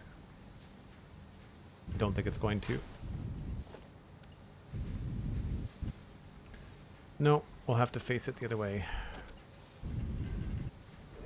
I wish that was something I really think is a flaw in the game, is how wide you have to make these changes. I really don't like it.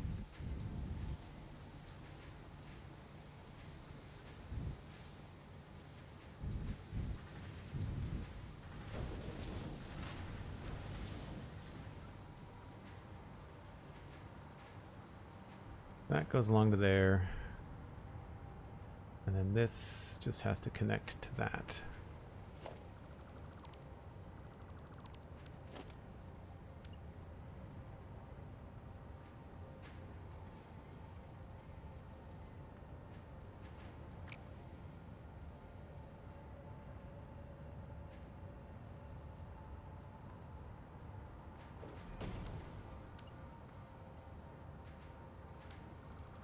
I don't know why it flips around on you.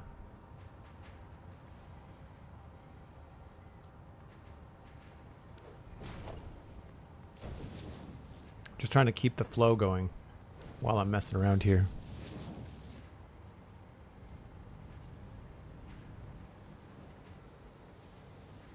And I guess I could push that back a bit. That might work. Be less of a problem. This is for 3. It's going in 3. No, it has to go... It has to do the same nonsense. And then floor 4 is the one that just goes straight in.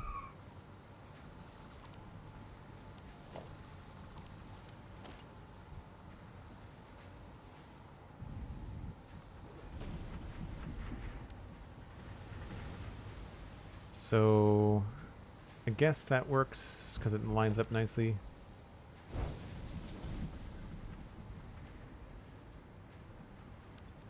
And then this just has to connect to the top one. So we'll just double check what I've got here.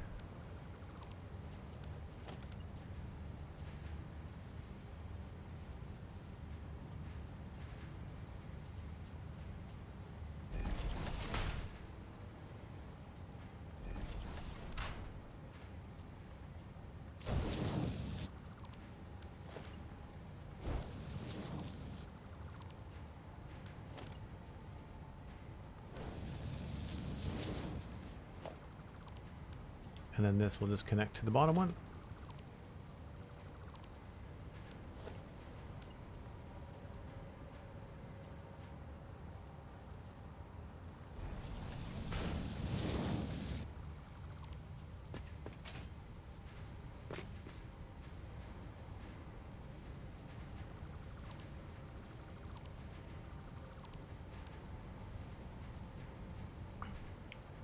Green monster looks interesting. Thanks. Yeah, so it's all based off of Devastator, the transformer.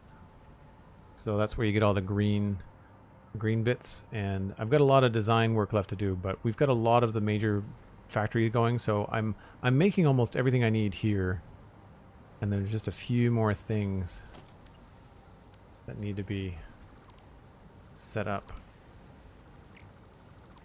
So this is 3. And 3 will have to go... I almost want to send it down and across, rather than just going straight up to that. I almost want to have it loop.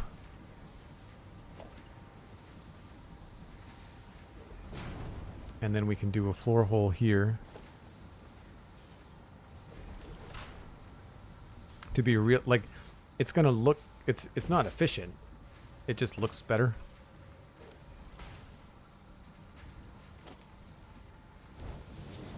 When you're standing up here on this next floor, to have this come up here.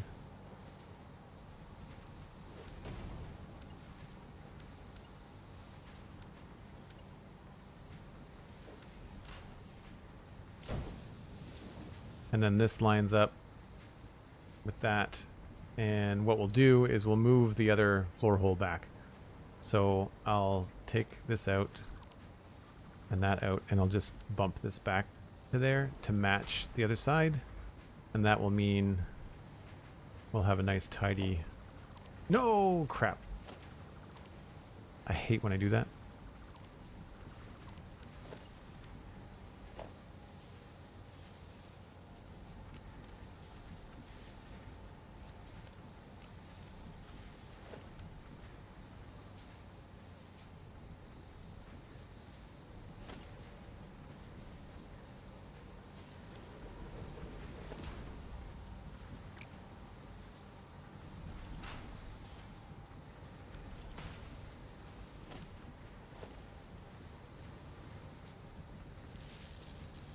You saw nothing? Didn't happen. Also, okay, so now this should go here.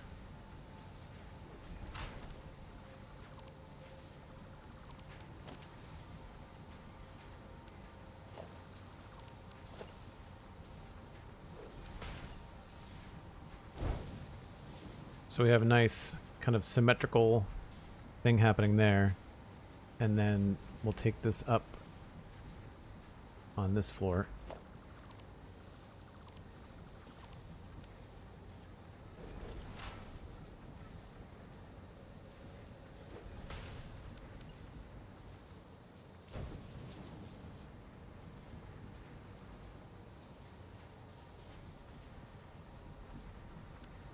What?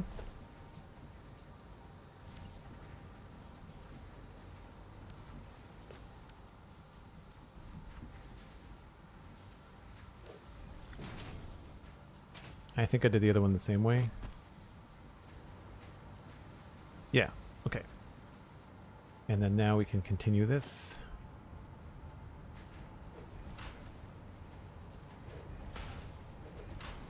And I don't know what's happening on this end, but at least we've got a nice design. We'll clean this up.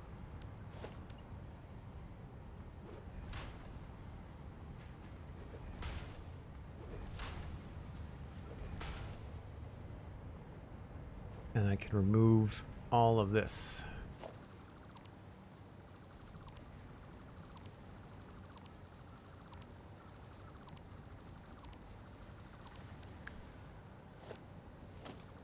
Yeah, I wish they knew when they were up against a top like that. I mean, I think we can do like a little nudge. I think if we fights, though. Annoying. Too bad we can't use those, like, beams.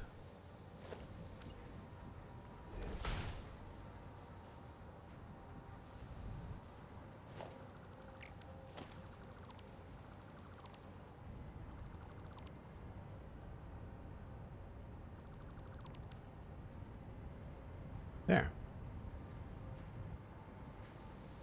So now everything just comes along here.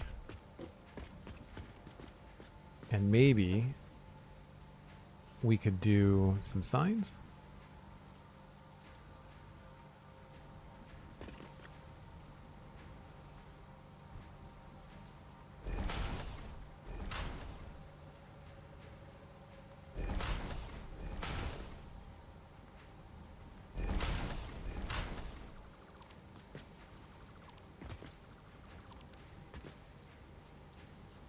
Layout.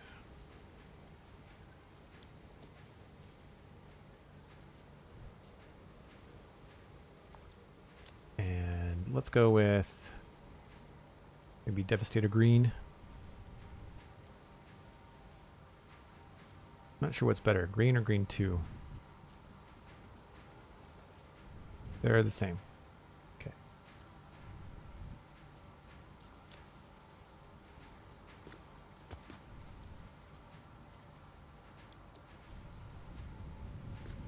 Is it me or does that look like really pixelated and strange?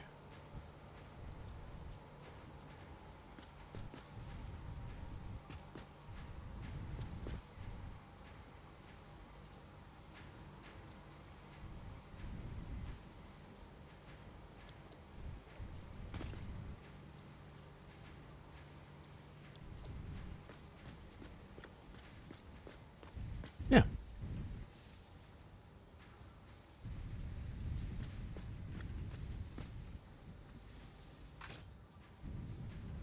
Okay, so now I just need to double check that these lines go where I want them to. So we've got 3, 4, 5, left to right. And that then switches 3, 4, 5, so it's 5, 4, 3. Right? Yeah. So 5 on the right. 5 on the right. 5 stays on the right. 5 stays on the right. Aha! So this goes down this way.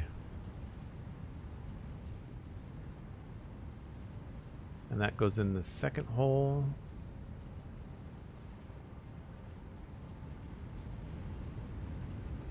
Okay, so it's the same. Floor 5.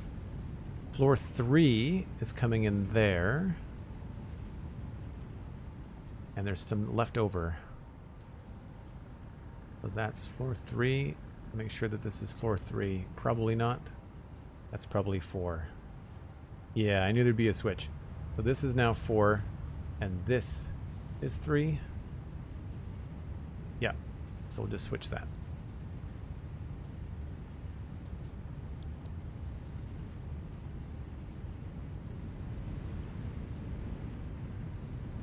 And this is 4.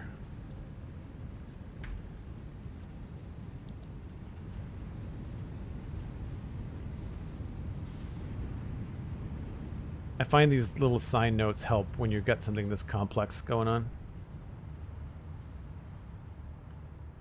And I'm not going to fuss around with this too much because I don't know if that's all staying there. I mean, it'll stay roughly in that order, but we may end up wanting to move it depending on how we want to decorate in here. This might change. But that means that we've got all of that coming in there. And then where is all this iron going? That's extra. Because we've got 200 iron, it should be overflowing. Yep. And that, I believe, is just getting sunk onto the... Yeah, that's going straight to the garbage chute. Okay. Bye-bye. Away you go. All right, sweet. That'll keep on flowing, and then it means that we've got that 200 iron hanging around. And now we should still be at 100% now up here. 12. 13. That's not good. We did unhook everything for a bit, so that could have been a problem.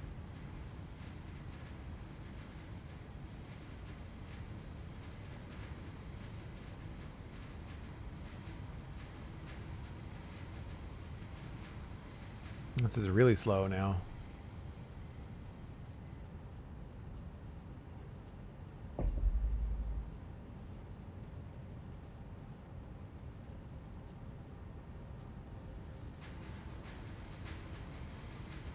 Uh-oh, why is this so backed up? I mean, I guess we could have been cutting one of the lines that's really working here, but I guess what I should do is just double check what's happening down here. So it's this row of smelters on the left. You're only at 80.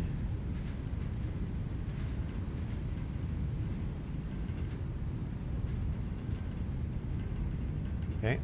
Is it an output problem or an input problem?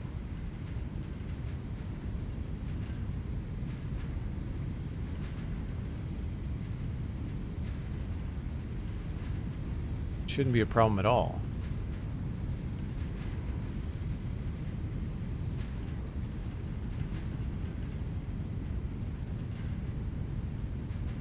It must have been just like a cutoff of like nothing coming in, I guess.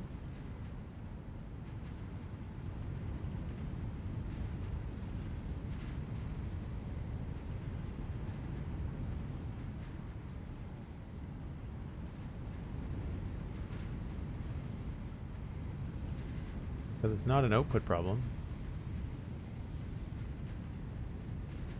I guess we're just taking a while to get back up to speed. Looks good. Yep, I think you're right, Sandy. Just need some time.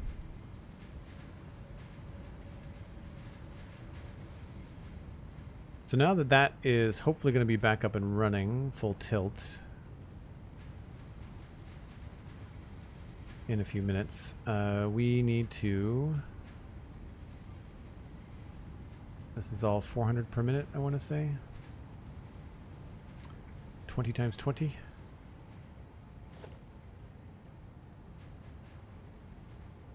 Yep.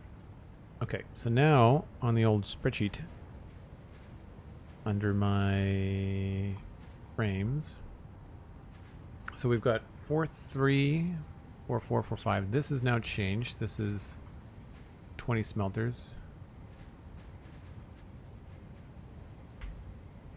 600 a minute. So that's 1,800 all coming across here. And we have some overflow happening. So we'll just take this down here.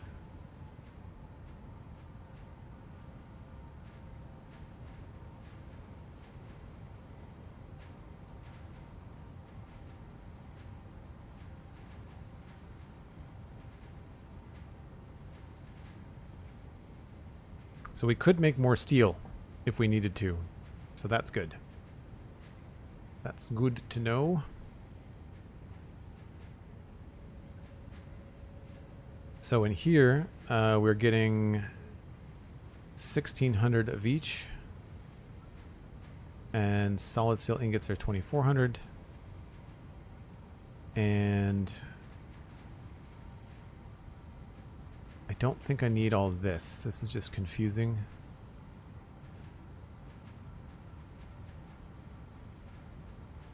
What we need to know is where these are going for different things. So this is where we're going to be taking this for that motor production that I mentioned at the start of the stream. That's what's happening there.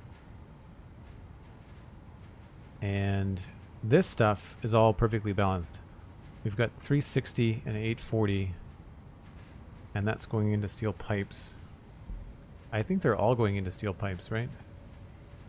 Why is this... Why would this be different?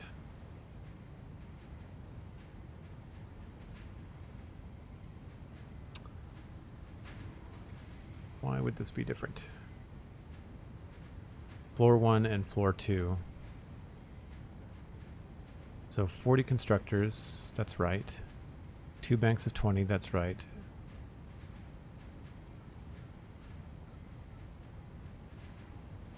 So it should be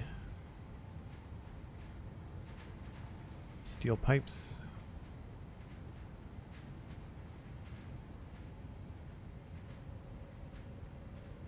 Oh, I already had it there.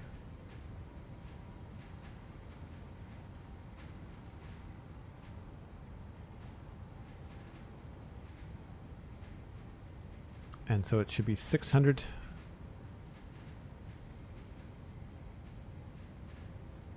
per minute? No, 1200 per minute.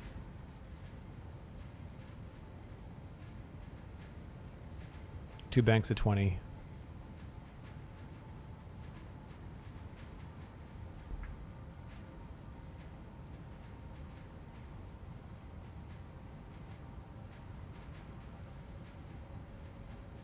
Right, so then these should, I don't know why these are different. This should be just 600 a piece, right?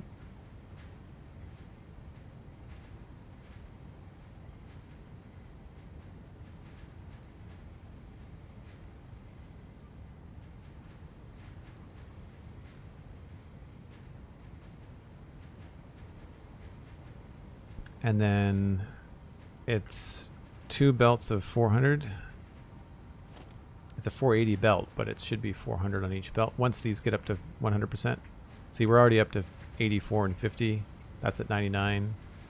Yeah, I think we're cruising. So I need to figure out which of these. Now this hasn't changed, and I did label the heavy modular frames. We're losing the light here. Just zoom over here real quick. I do have this noted down below. Do I have stairs down here? No. Oh, they're over here.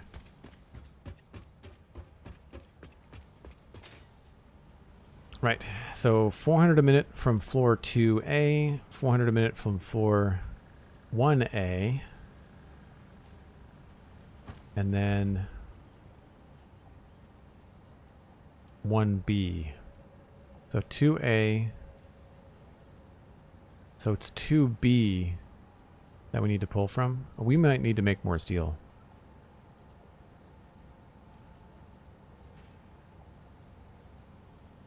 Oh, this is only 30 a minute from floor 1B.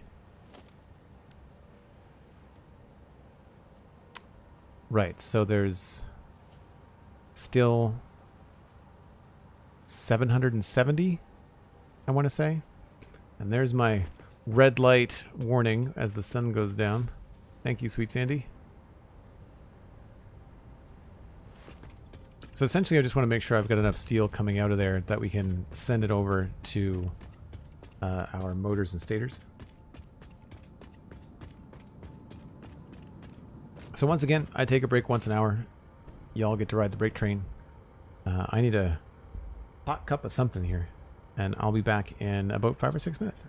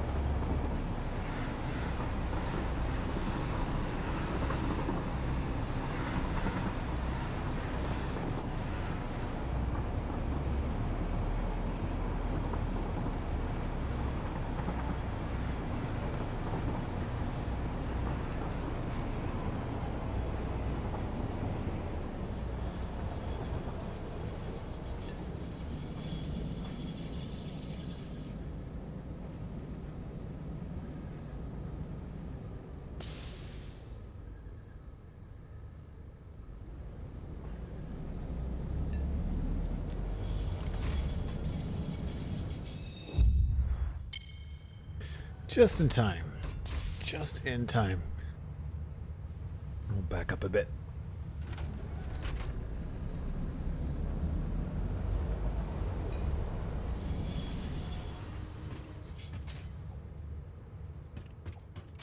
Definitely got turned around there with the camera. Dan and SweetSandi, thanks very much.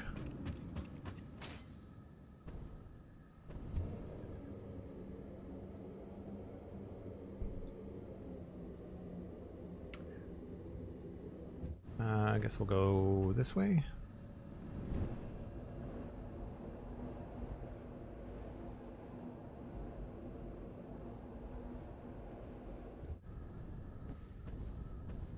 Right.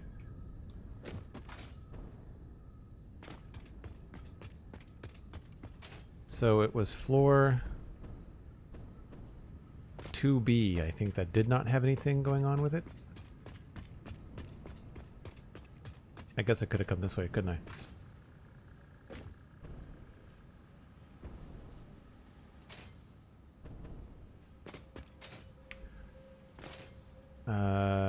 1B. Yeah, okay, so it's 2B and 1B.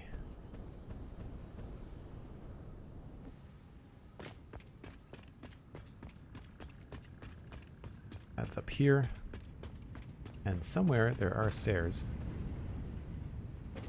Not the best design. We'll have to fix that. So this is floor 2, A and B. And so what we're doing is we're taking 30 of these and using them in heavy modular frames, which is happening down that way. And then the other 400 or 370 is available. So we've got 770 available to us. This entire line is just going down to the main bus. And so we're going to send it across that way. So we don't need it on the main bus.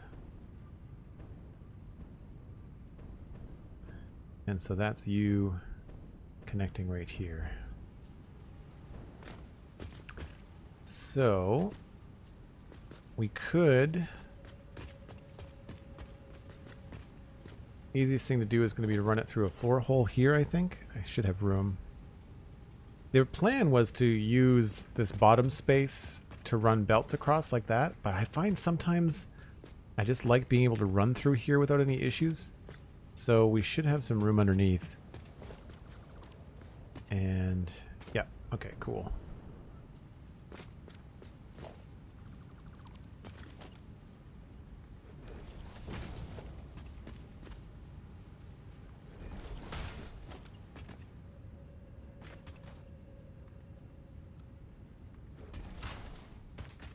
And while we're down here, get some extra wood.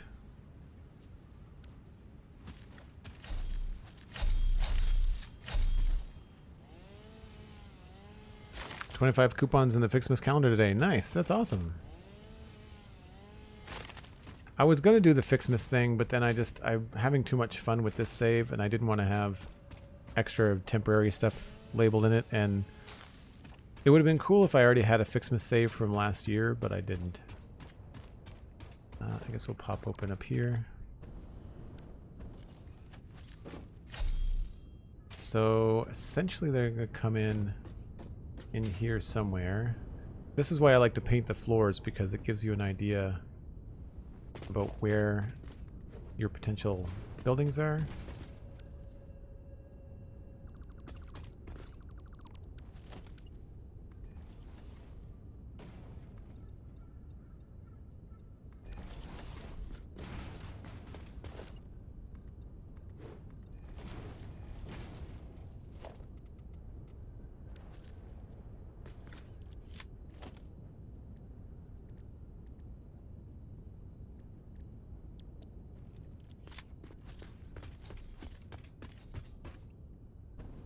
That's way over there. And where is the corner? Really anywhere here.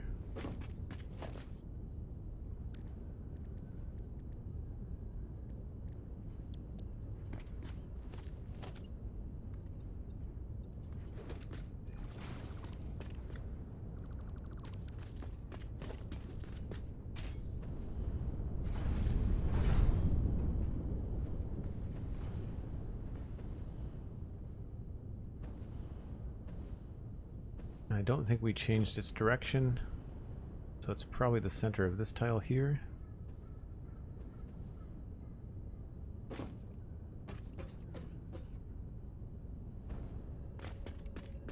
So we'll bring it up over here, I guess.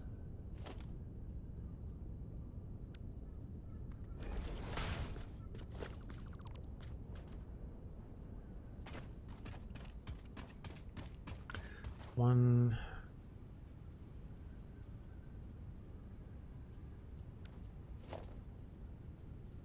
Three.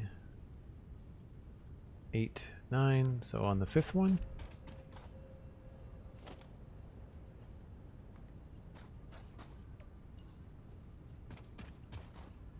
One.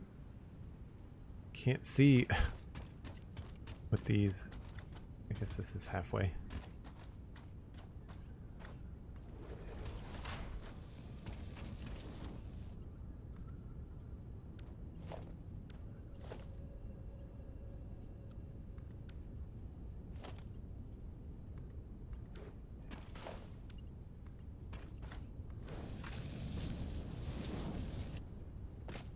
So we'll do that, and I guess what I can do in the meantime is I can piggyback it on one of these. That's not taking a lot. So just to keep it flowing, we'll create a merger here.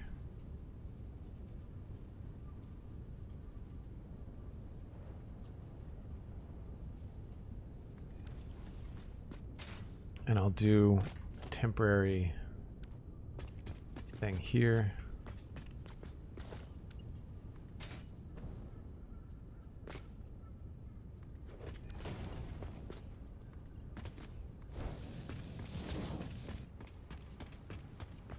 And this will clear that off the line.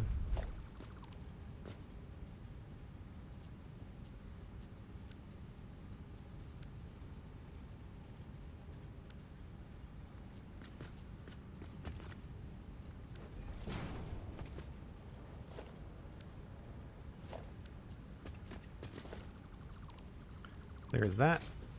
And that means... Where was that attached to? Here? Nope. It was attached to something. This one.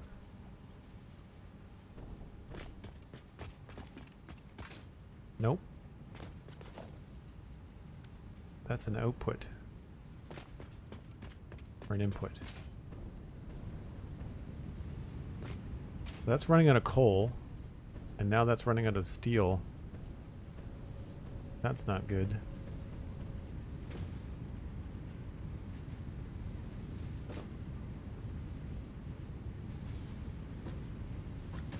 I mean, they're not... I don't think anybody's hurting.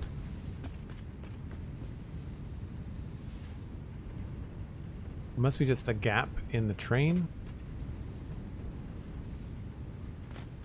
Unless I removed something I shouldn't have.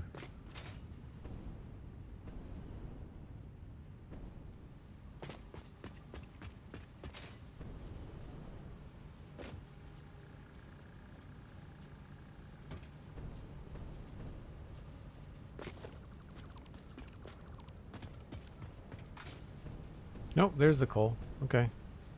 So it's just that lull in the overflow. Still, I should have a buffer in place that takes care of that. So where did this go? It must have just been attaching to another... Oh, it was here. See, this is why I color code things. That's why I color code things. Alright, and that... That now has its own line. So we didn't really gain that line. And this doesn't need to be sending everything down this way. It only needs to be sending 30. So I can piggyback that on another line. Okay. Because this is going to be needed. I think we're going to need that for Caterium. So I'd like to move all of our rods Or not our rods, our steel beams, steel pipes down here. Because this is 330. That's right now just getting torqued. Getting destroyed. We pull 30 off right there. And the rest of it is just getting scrapped. So we need to redirect that. And the way to do that would be to change this to a smart splitter. But then putting 30 on this belt seems dumb. So we're probably going to avoid the main bus. And we'll probably just send it down through here. I'll work out what needs to happen. Or we'll piggyback on one of these belts. It's hard to get just a small amount. And this is now slow. For what reason? Probably the belt is too slow for the garbage. Yeah, that's too full now. Okay. Easily solved.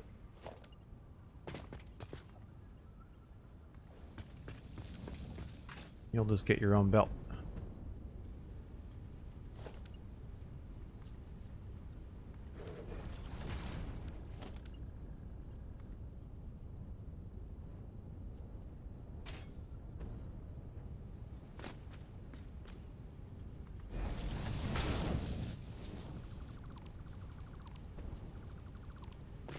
Now just to make sure that this is getting ground into dust and we should be good.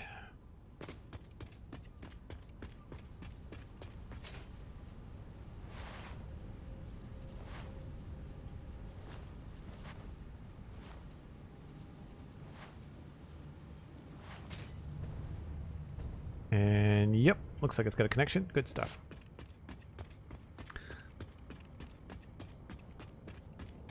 Firebird, thanks. Appreciate it.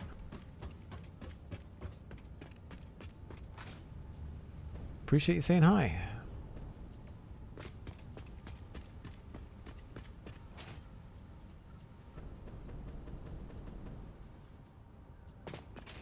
Now that is still being slow, but that should change up eventually. Yeah, it'll even itself out, I think.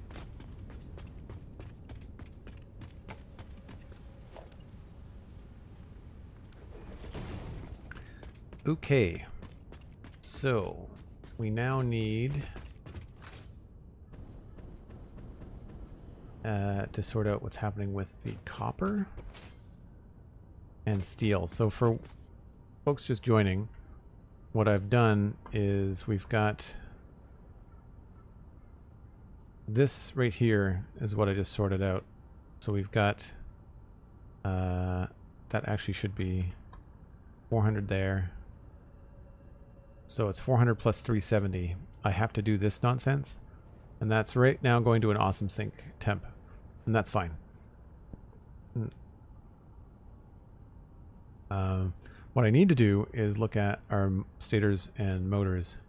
So if we do 24 assemblers doing motors, then we need 240 for rotors. I'm going to need extra rotors, but I don't know how many I'm going to need. So we've got 240 and it's 5. So 240 divided by 5 is 48.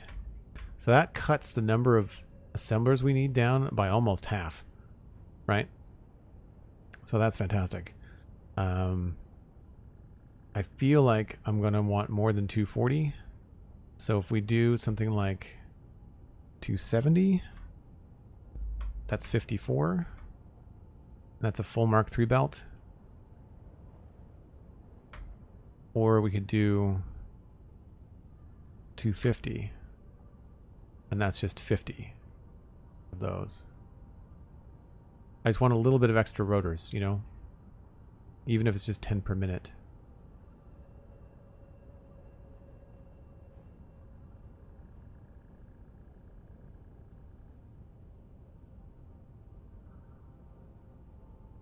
So if we did 250 this would be 10. And this would be 250. This number goes from 70 to 50. Though 48 was a nice number to admit. I just don't want to have no rotors going into storage. And so then this becomes 500 steel pipe. And this becomes 30 times 50, 1500 wire.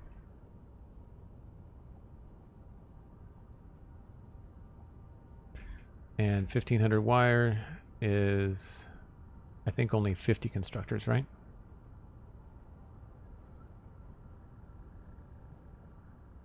Yep.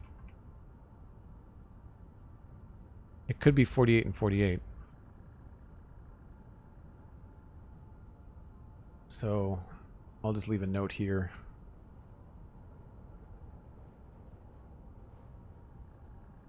Or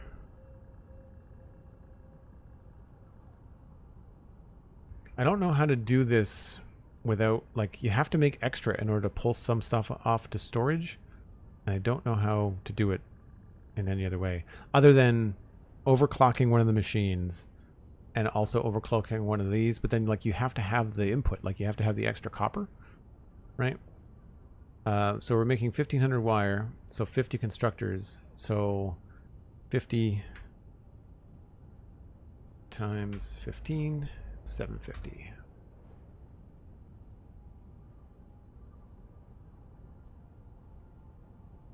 So that's going to be a fair amount of our copper. Oops, that's not what I wanted to do.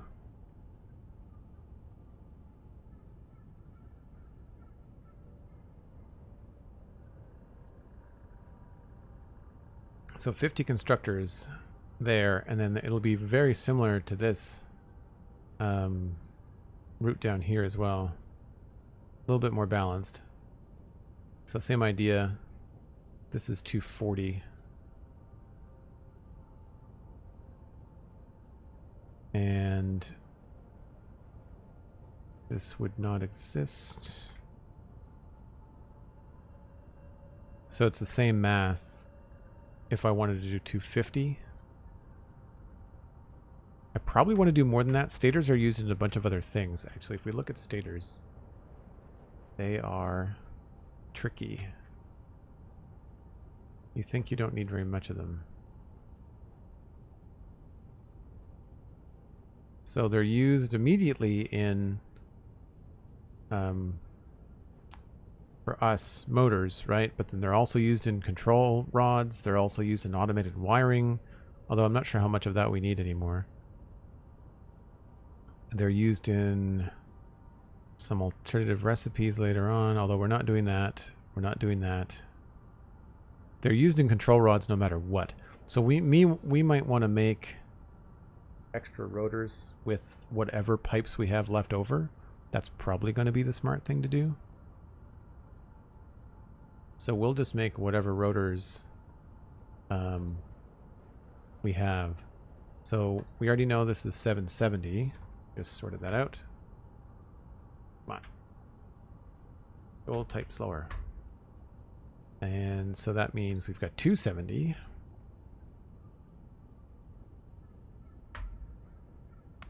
And pipe is 3 per minute. So that's 90.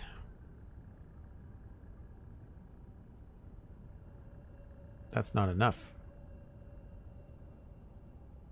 Right? 270. We need 50 assemblers, right? 5 out, 240. That gives us 250.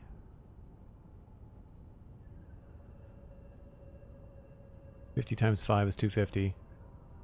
3 steel pipe per minute. Oh no, I did that backwards. I need 3 steel pipe per minute times 50 is 150. So I only need 150. Sweet. Which means that this is going to be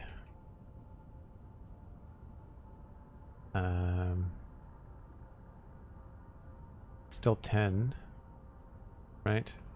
But it means that we're going to have steel pipe overflow.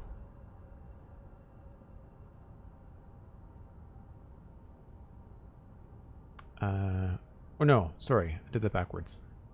I only need 150, but if I get 270, what does that mean I'm making? I had it right the first time.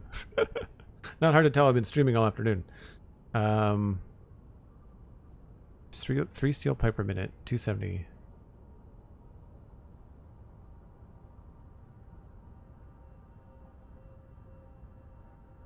So basically I want to make sure I've got more stators coming out than I need, right?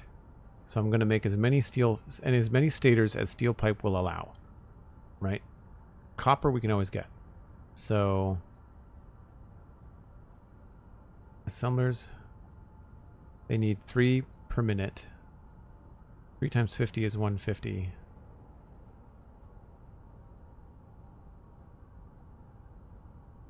So 90 is the number of assemblers I can make for stators, right? Yeah. So I could do as many as 90. Right? So then that means this needs 270. That's a lot of assemblers. And then 8 wire is 8 times 90, 720. So it's more wire. But wire is a high multiple thing, so that's fine. And then so it's 5 times 90, which should be 450.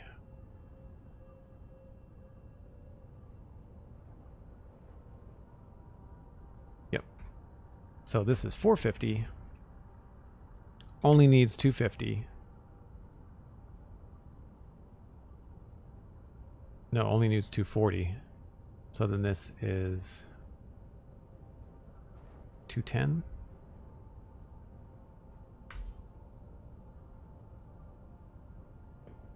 This should be back here.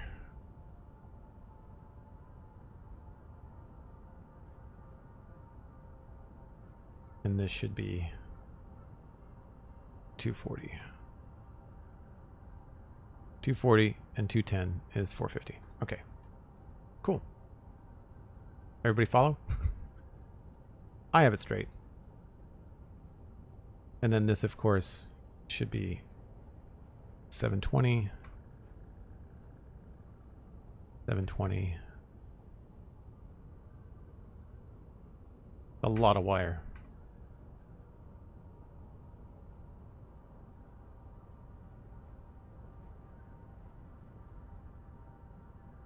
So just a couple more constructors, it's fine. Instead of 20, it's 24.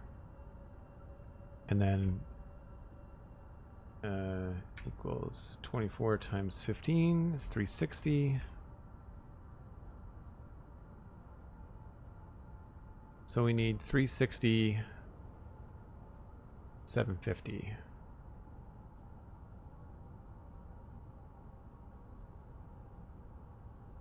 I think we've got 1200 to spare.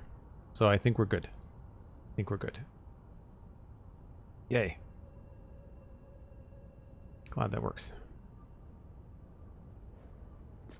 So all I was doing there was figuring out from backtracking from our motor, stator, and rotors how much copper we need. And we are currently producing 1200 minus 60. And I think we need 1110. So like we are just making enough in here, right? Yeah, so we've got 1140 and I needed 1110. Sweet. So we are going to move that off of the main bus. Where is that currently going? We've got 2 belts of copper. some of which is being used. The top line is just getting sunk, I think. Getting stuff added to it. Yep, that's getting destroyed. So the bottom line must be what's feeding our all-clad sheets. There's the bottom line there. Yep, and there's the feed for our all-clad sheets. So we'll have to pull that from somewhere else. But thankfully, all of this stuff is happening right next to each other, so it should be pretty straightforward. So bottom line copper we can't mess with just yet.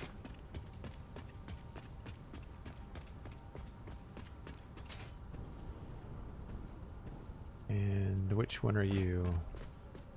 You are this one. This one.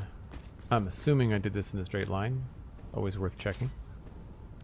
So you are the top line. And the top line is bay number 3. And it looks like bay number 4. Okay, so that's good. We can plan on redirecting this. What are these outputting?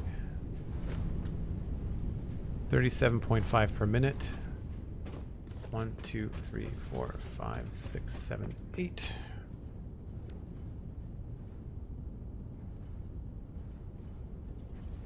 $300.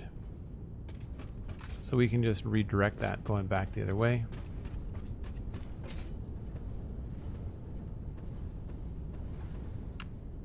And I would say probably gonna happen right here.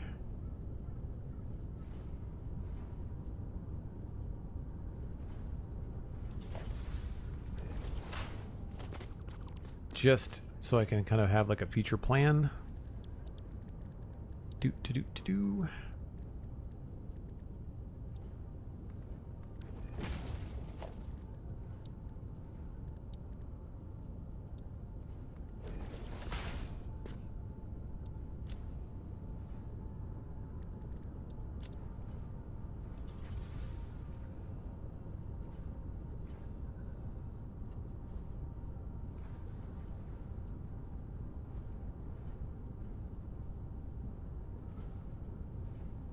And that is from South Copper Fineries.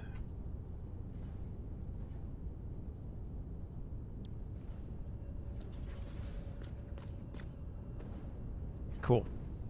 And then we'll have to bring in the other. Oh, wait a minute. That's not going there. That's dumb. This all has to go upstairs and get turned into other things. This is my stators and motors. We need to turn this copper into wire. So that has to go upstairs. Well, that will be fun to create some kind of cool upstairs plan.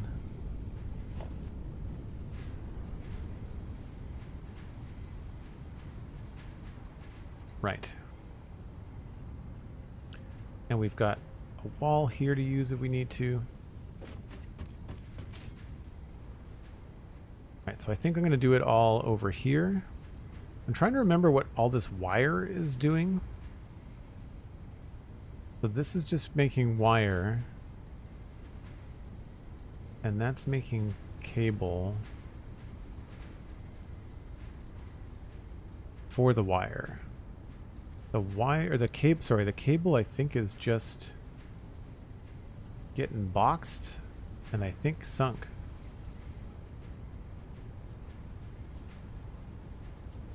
So we can delete that cable setup without screwing up our factory.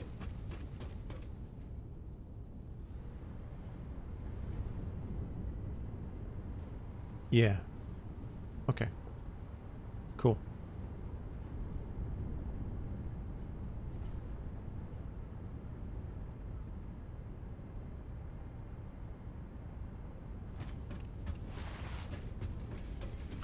So that means that we have all of this space over here.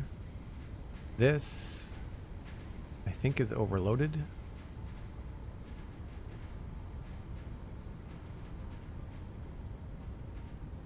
Yeah, I'm gonna have to rebalance our copper, but that's fine.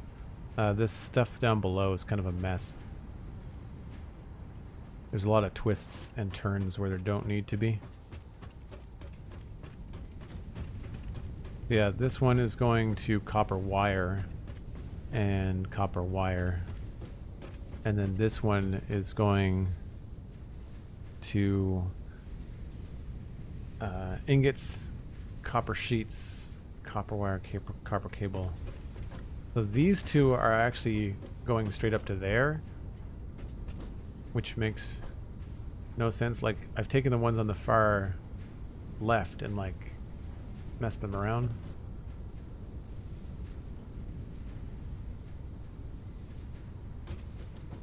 Yeah, like this one goes over that way and this one goes over like that's just silly. I need to tidy that up. It makes it so much harder to track, you know? Okay. So we can do that in the future.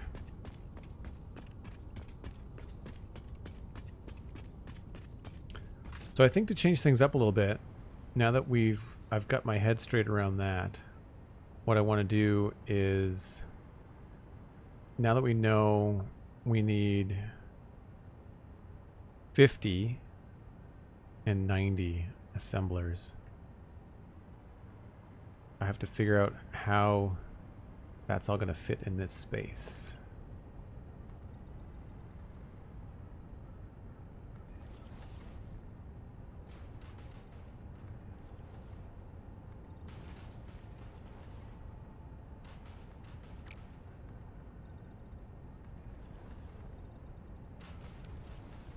And we've got other examples. So I've got several other assembler setups over here. I'm not crazy about them, but I'm not redoing them because I'm trying to move forward with this save. It looks okay. Like, it kind of gives you this cascading look where they all kind of face one another. But there's just a lot of this stuff that I think we could do a lot better now that we have more base building parts. This was all done like a year or two ago. So it means that I can do much more with these. Now here's an example of what they look like with 3. There's plenty of room with just three high. So we can do different floors. I do like the open air though. Like, I do like having these holes that we can look down. I find it keeps things from getting too dark as well. What was Pastoral thinking? Who knows? I think Pastoral just didn't have all the building parts, and Pastoral didn't have nudging to do the things that they really wanted to do.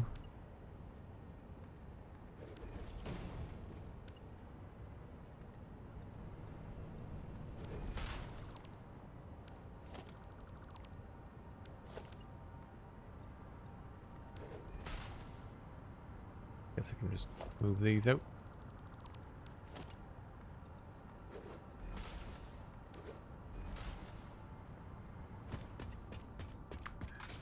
So I like the idea of combining them because when they output, they don't output a lot, right? If we're making rotors, it's only 4 per minute, and if it's stators, then it's just a little bit more, 5.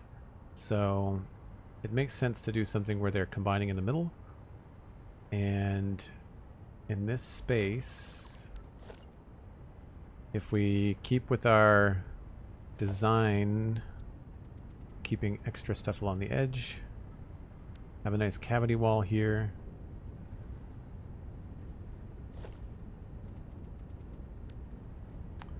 And then we just have to think about the inputs.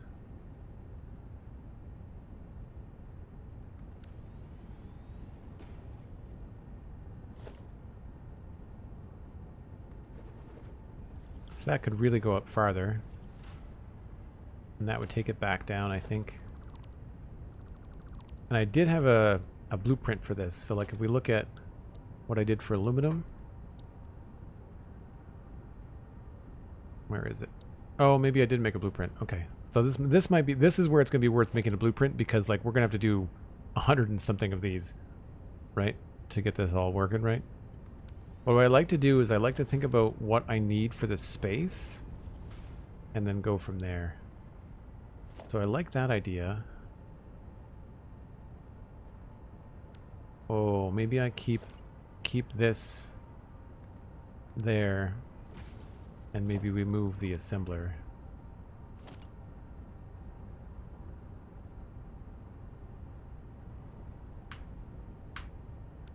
Oops.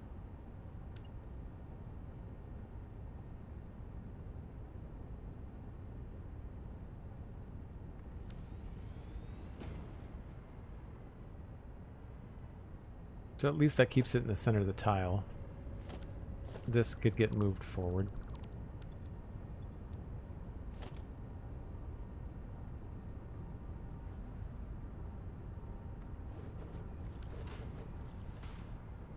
And then I'm thinking we have like a nice thing there. Now does that give us enough room? Put one over here too.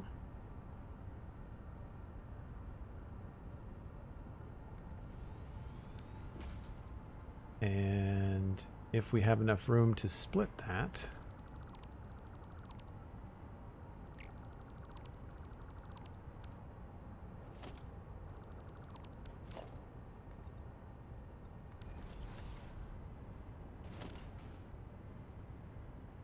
that's not enough. So that's 1, 2, 3, 4, 5 tiles. And then I've got 1, 2, 3, 4. Do I have more room in here? A little bit, if I really wanted to squish this up. These are all going away. These are actually not used. So we could... I could expand this. I would lose my cavity wall here. It's not the end of the world. Well, I may not lose the cavity wall up there because this may not exceed this floor. Right, because we also have like all this space down here. And that's why I was thinking it would be nice to have it be symmetrical. 1, 2, 3, 4. Yeah, because it would be nice if I could take this out and have something down to the floor below.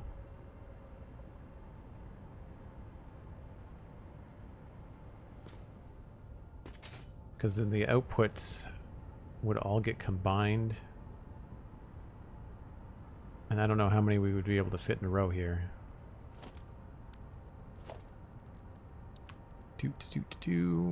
Oh.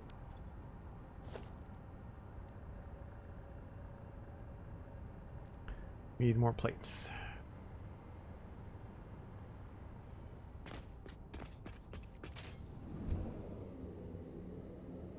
Pastoral did not have nudging, exactly. Nudging different parts for everything.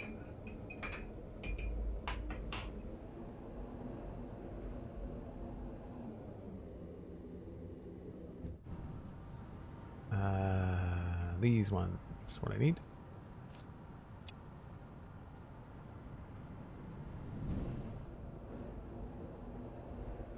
The game really opens up once you have that central storage. I'm looking forward to having it all automated. So how many of these can we fit in here? I won't worry about like exactly where it is in space. I kind of just want to know how many we can get across here.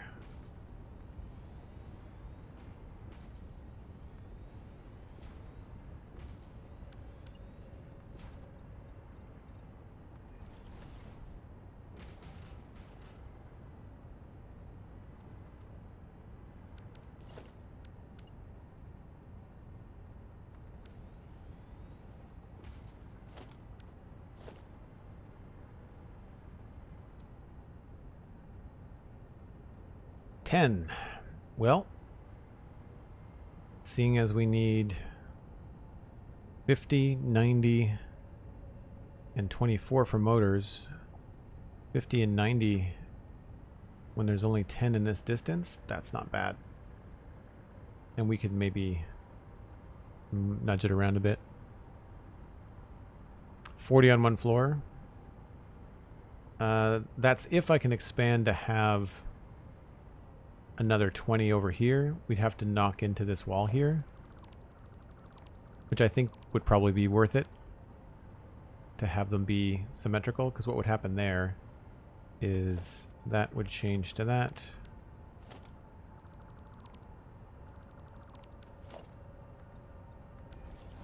And then it would be this sort of situation again over here.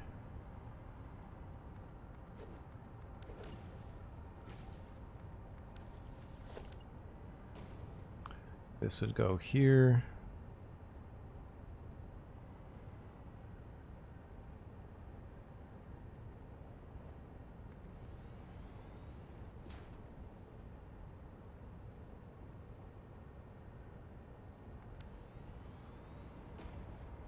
Oh, wow.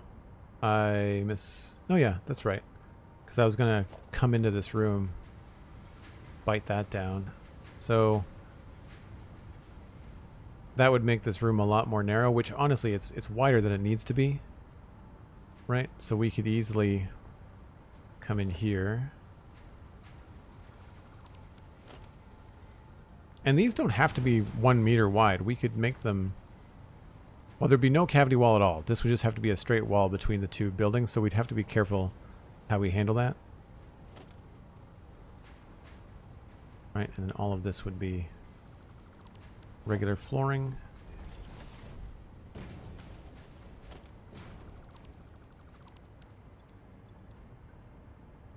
But that has that all central. This could actually be opened up because we could use half foundations here.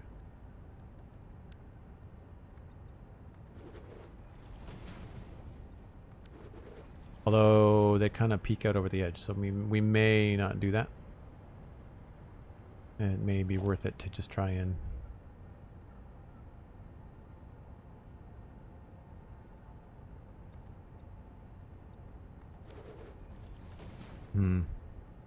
Yeah, a lot of fighting and stuff. We can maybe come up with something else. Maybe a beam or something there. That could be kind of fun.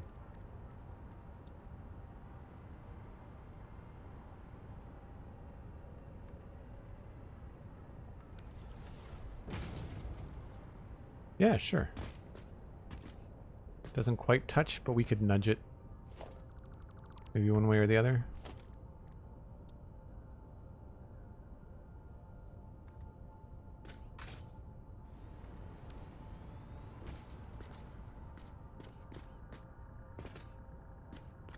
Now, I don't know what exactly we're going to be looking at. We could do more down below. We could try to stack these. So rather than starting here, we could also start down below.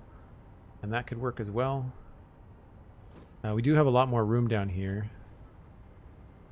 Because the plan was to keep this sort of area. Let's use gate walls just so I can walk through it.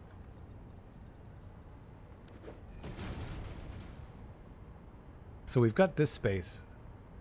It doesn't all have to be visible. But this, I think, is where we probably should do the Stators, because the Stators need 90, right? So that gives us more room to do those. And then... Oh, I forgot about the inputs for this. Right? That's not going to be there. This is going to have... It's going to need to have these guys.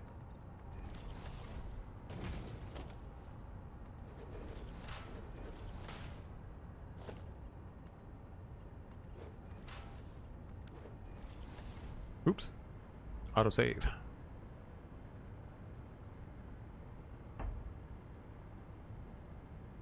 Getting longer. I'm scared.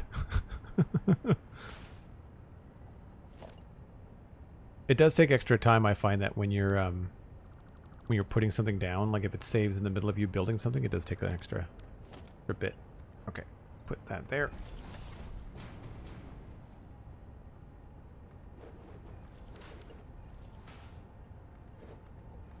So this could be kind of cool to look at. We would have to remember that there's going to be extra floor down here.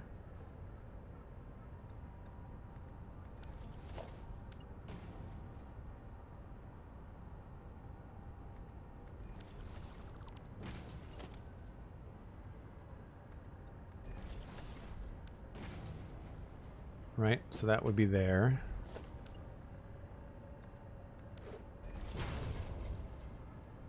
That means we'd only have 3, but I think that's what we need, right? 1, 2, 3. And if we wanted to build another assembler down here, then that does give us enough room to do that. And then we do have, as I said I didn't want to do, we could go into a subfloor here if we really need to. And I think it's pretty free and clear up until this rocky bit. So that's going to be a problem right there. It looks like most of our inputs, though, are on the inside. Yeah, so most of the inputs down here would be over on this line. And that, I think, is low ground. Yeah, pretty good. Boxes of shame everywhere.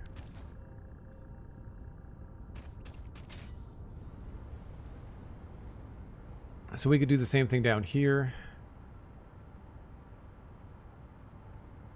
So that's 20, right? That was 10, that's 20. This is 40. I feel like we can get another 40 down here, although it would be a little bit strange up here how it might work.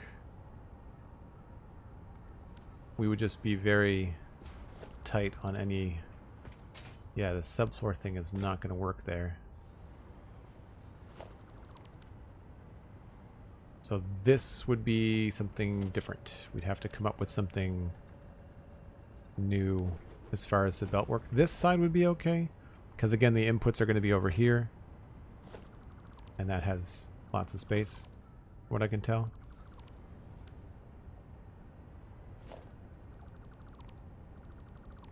And actually the way that this is looking down here, it may not be good to have it open in the middle. It might look a little bit strange with this odd kind of tier change. Oh, that's why that was there. Because the giant rock thing that we can't delete.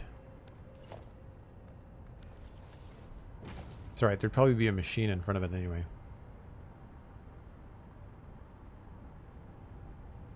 Where's my line?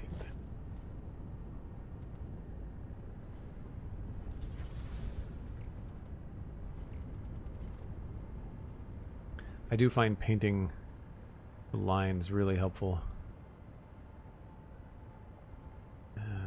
There.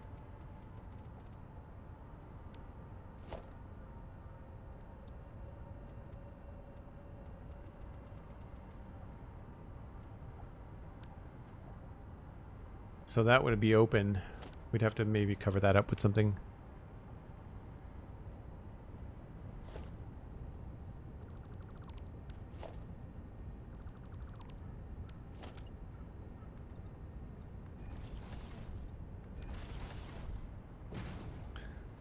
So there's another 20, easily. And we also discussed last time when I was looking at the refineries, we do have some space out here if I wanted to add more. What do these take up? 1, 2. They basically take up 2.5 tiles. So we do 1, 2, 3. So we could get 24, I'd say. 26 maybe. And I'd be more inclined to do that on the lower level than I would on the top level, because then we'd have some cool shape changes as this kind of goes out and down. So, I don't know, we'll see. We will see. But I think the next time project will be designing the blueprint for this massive amount of assemblers. And I guess before I get too carried away with that, I really should focus on what's happening with the copper and the wire. So now that we know our numbers, we can come in here. Really, the task is going to be to straighten up the output of these smelters. And you can sort of see, like, this is the old school way that I used to do things. And then when I did the iron earlier that we talked about, like it became tighter and more compact and cleaner looking. And so it'll be nice to not redo these, but certainly reorganize the output and kind of go from there. So yeah, I think I'm feeling much stronger about now having a copper side of the facility organized and planned, and I kind of know where I need to go and what's going to happen.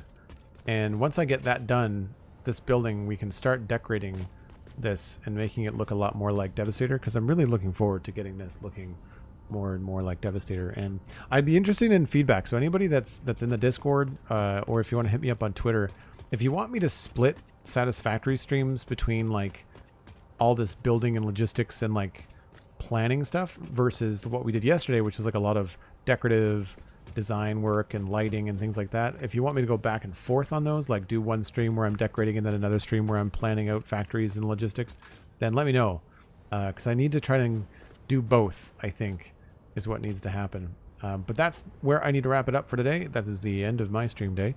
Time to go be an adult and do some other stuff. I mean, this is my job, so I'm adulting now, but I have things like working out and making dinner and cleaning the kitchen to do.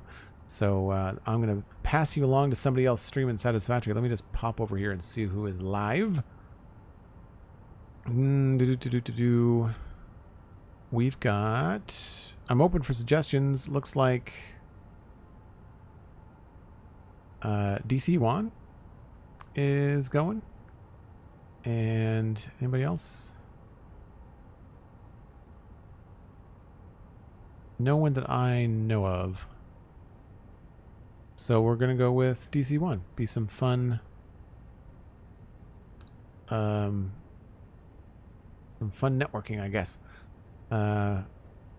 Don't see any family-friendly warnings on this one, so we should be fine.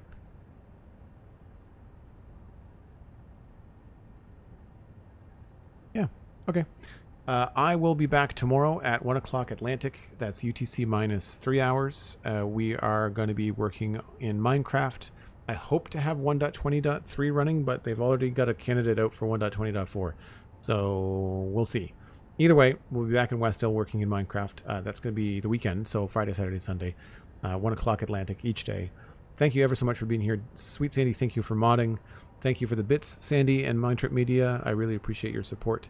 Thanks for the new follows, folks. And if you're new here, I do have a Discord, and it's by access via Twitch sub, Patreon membership, or a Prime sub. Patreon is Joel Duggan on Patreon, and Twitter, Instagram, it's all Joel Duggan, very easy to find. And don't forget to check out the podcasts. I'm going to do editing on one tonight. That's the Citadel Cafe, both sci-fi and fantasy entertainment. Steven and I talked about Blue-Eyed Samurai on Netflix, which is fantastic. Really, really highly recommend. Very adult show, very violent, lots of sword play and blood and stuff, but beautifully animated. It's really, really well done. And then, of course, I have the Spawn Chunks podcast, which is out now. That is at thespawnchunks.com. That's all about Minecraft. So lots of good stuff flowing. I'll see you tomorrow. Have a great afternoon, folks. Bye for now.